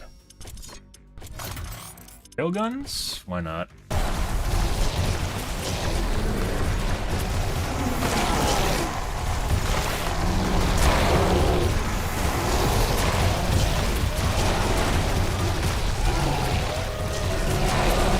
That just means they're going to get closer to the wall now, and shields are going to take more damage, repair towers are starting to activate. We're going to start using our flamethrower ammo, because now they're actually approaching the wall.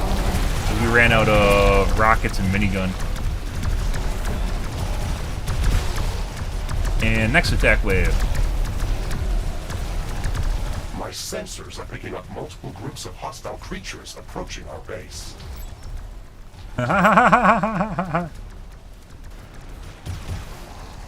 And more. More attacks. Headquarters upgrade in progress. Yoink. This will attract a lot of attention.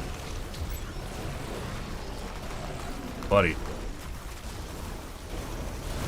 We're actually pretty close to equilibrium on carbonium and uranium, which we need to support our tower ammo production.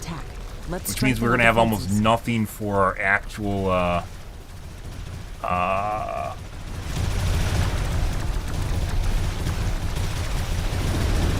holy bejesus.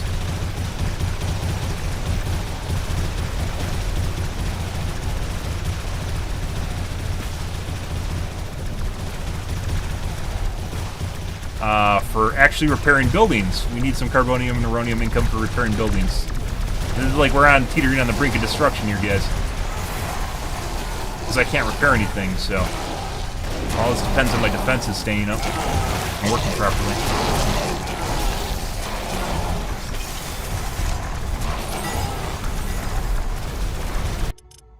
Research completed. Can we build the better power fist? Let's find out. No, we need rhodonite. Shoot. Stuff that I don't have. Palladium I can get.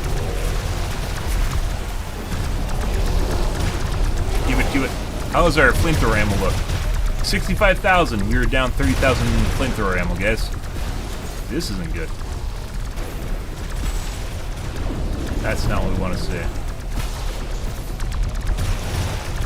Build another. I can go like one of these. We need a little overlap here. We need a safety net on that corner. This corner always takes a hard hit, anyways.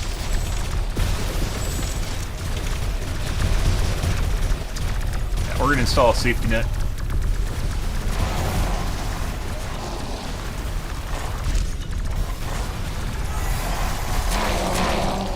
The northwest corner. Northwest corner holds very well now. Yeah.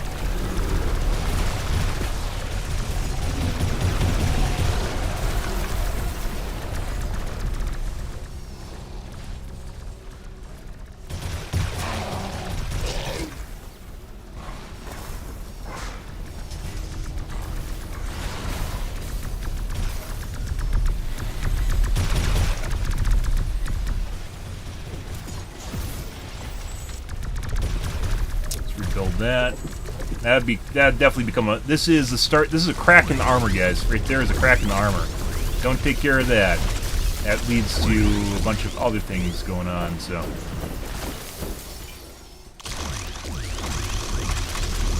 So we're a little bit light here. Probably means maybe we could have put another galley in here to help deal with that.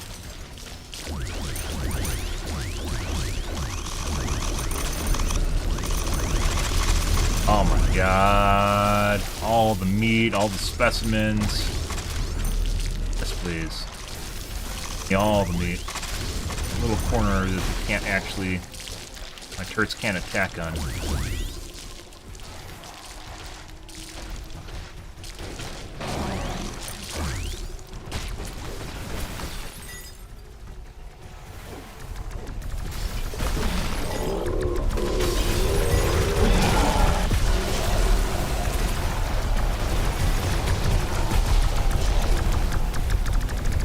Time to upgrade the HQ again.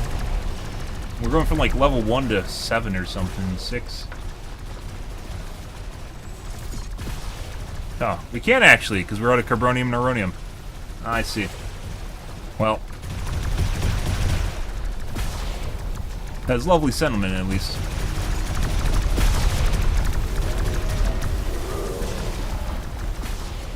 My sensors are picking up multiple groups of hostile creatures approaching our base. Go see what's hanging out here as far as our, God, the leg. Okay, we're ready for them.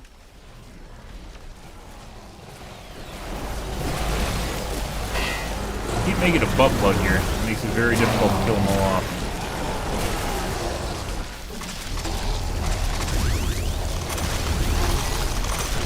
Oh, yeah. I don't know what the specimen's even maxed out at. Here. I don't know what these are. Animals. You're animals!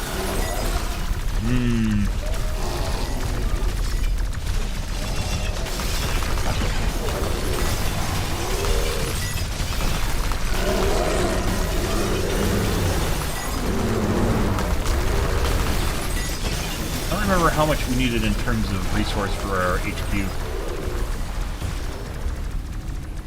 Oh yeah. It's like a double attack wave. That is beautiful.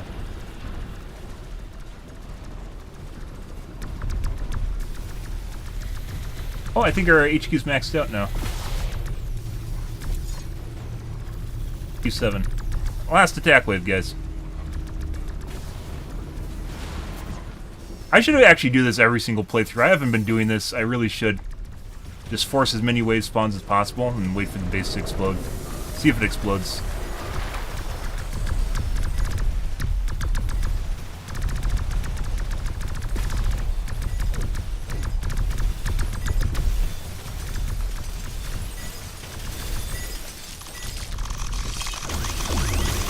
Yoink.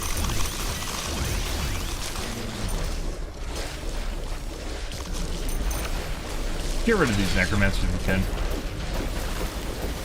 Ugly. Yeah.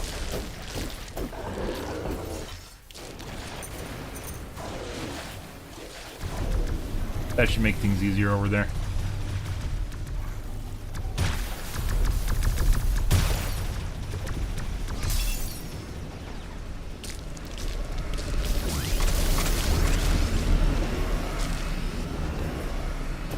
Come a long way, guys. We used to have to run out and attack these big guys to kill them before they got to the wall.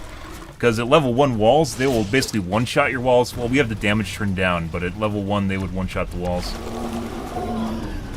I think they two-shot them, and they attack relatively fast. And there's like 10 of them, so...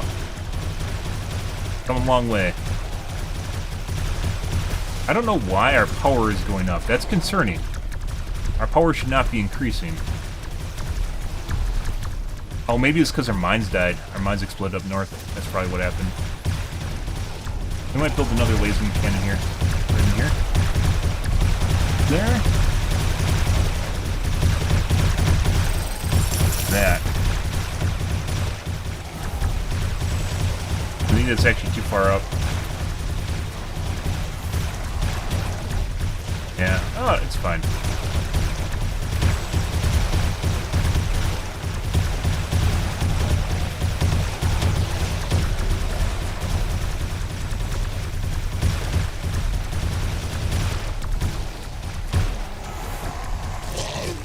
We are down to 45,000 fuel, and we're still at zeros for our minigun and rockets.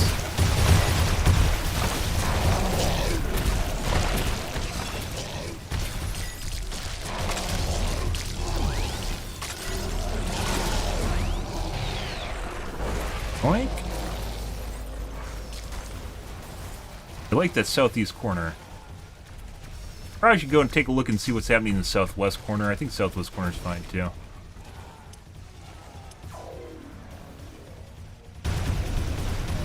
Yeah.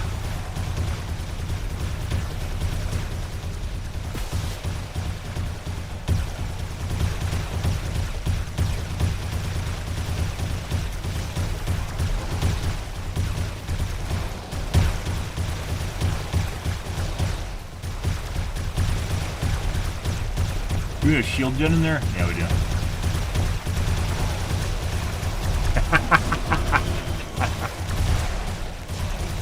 To really appreciate this, guys, you would have had to have watched us from the start where we're clinging on by the skin of our teeth until now. To really appreciate what's going on right now. Where our base gets run over and then we have to try a new iteration and gets run over and we have to try a new iteration and it gets run over. It's like a parent watching their kid grow up. Base is all grown up, guys.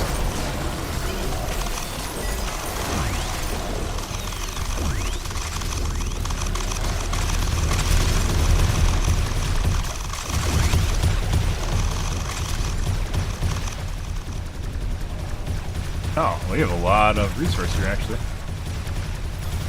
Plank. I think the big guys dropped a lot of resources. They dropped a lot of meat. They turned that down. We're at 127,000 meat. We're at 127,000 meat right now. We're not even really bothering going out either.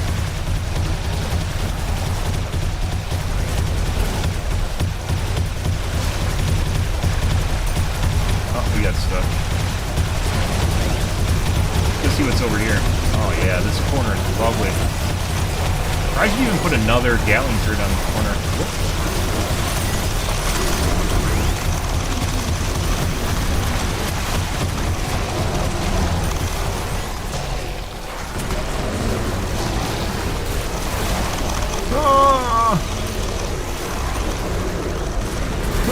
We died. 127,000 meat. Ah, yes. Just anger a planet, guys, and you get unlimited resources. That's the moral of the story, is just anger the planet so they send hordes and hordes of enemies at you, and then turn them into fuel to use them back against themselves. Use the planet against itself.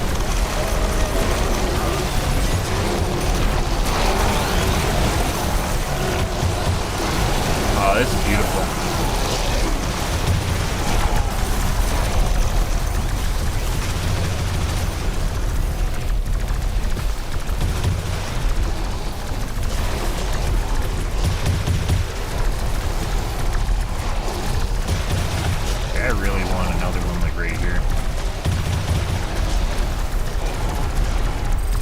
There.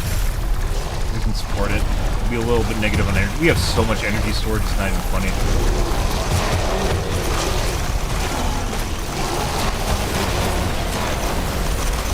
Whoop.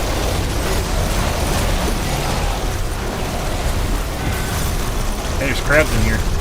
Found the crabs.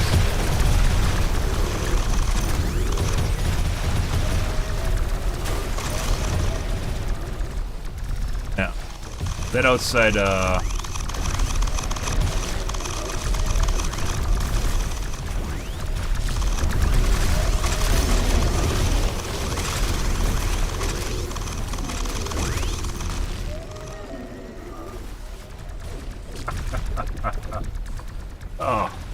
yes, please.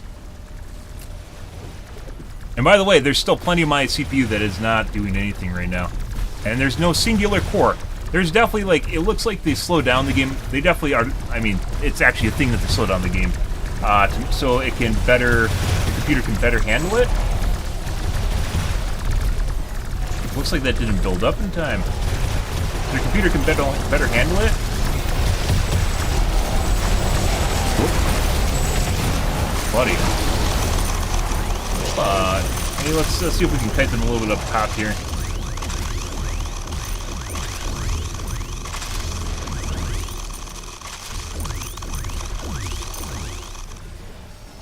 But it seems like they do it too much, is the takeaway here. Whatever feature they're using to slow down your computer, they do it too often.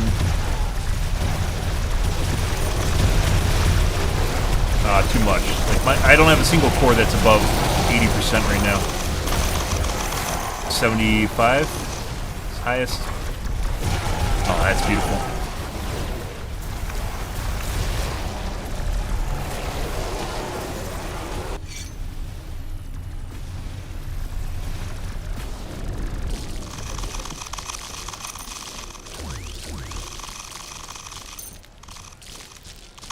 Just harvesting the planet. It's helping me harvest the planet. What a good planet. It wants me to use the life forms on the planet for food, for energy, to power my war machine.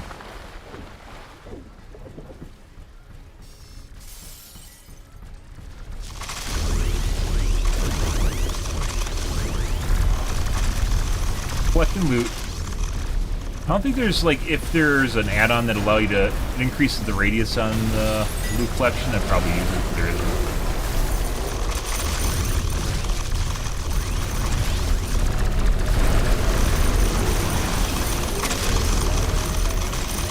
Is that a good wash? Until they come up here and try and kill me. Oh no!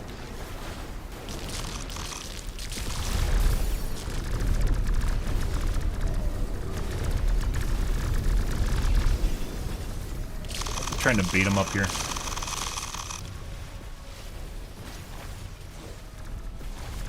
They die faster. You guys haven't noticed the game is sped up. Alright, let's get rid of these guys. Goodbye, necromancers. Goodbye. And they're all gone. HQ upgrade. Okay.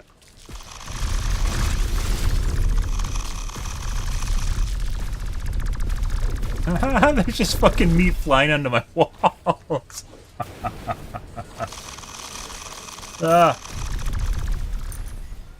Well, we survived, guys.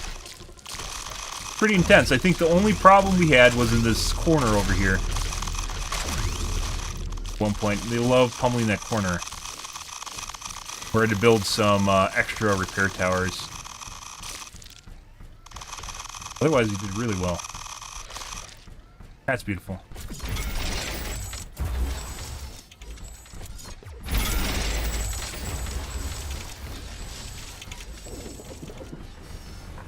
Now starts the recovery process. We didn't even max out on ammo either. Prior to doing that, we weren't maxed out on ammo.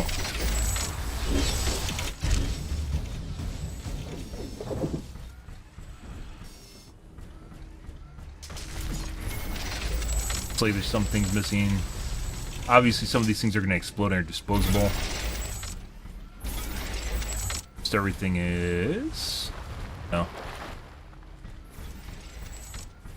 Power connectors. Ooh, see, like the base here, when we had these big turrets on the corner here, they would explode, and then I'd make my entire side of the wall, like we just lose this giant turret, make the entire side of the wall vulnerable. So I started building fodder turrets in front of them to actually take the brunt of the attack. Shields weren't even a thing. We couldn't even use shields up until, well, now. Last couple attack waves here.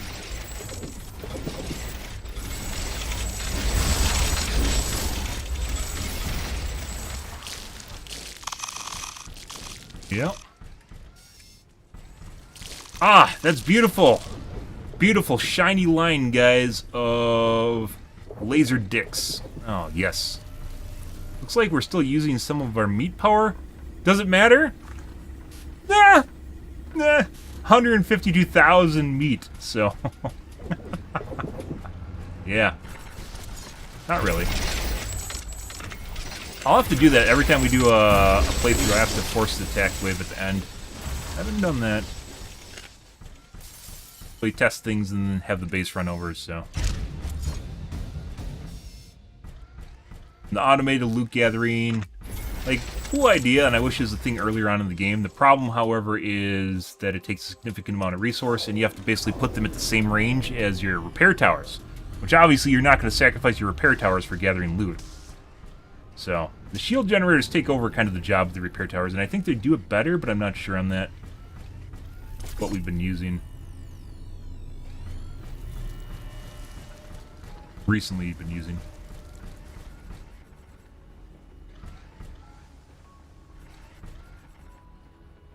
Why we're light on room for 6 more over here.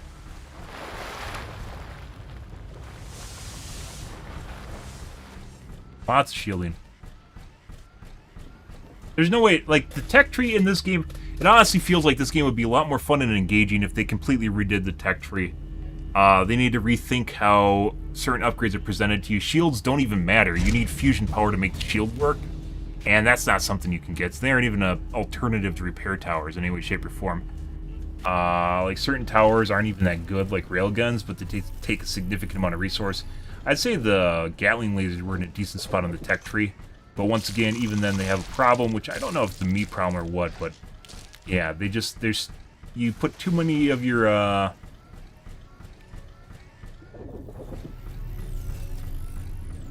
depend too much on one resource and you lose it. Cats in one bag. Nothing to do with cats though. All your marbles in one bag.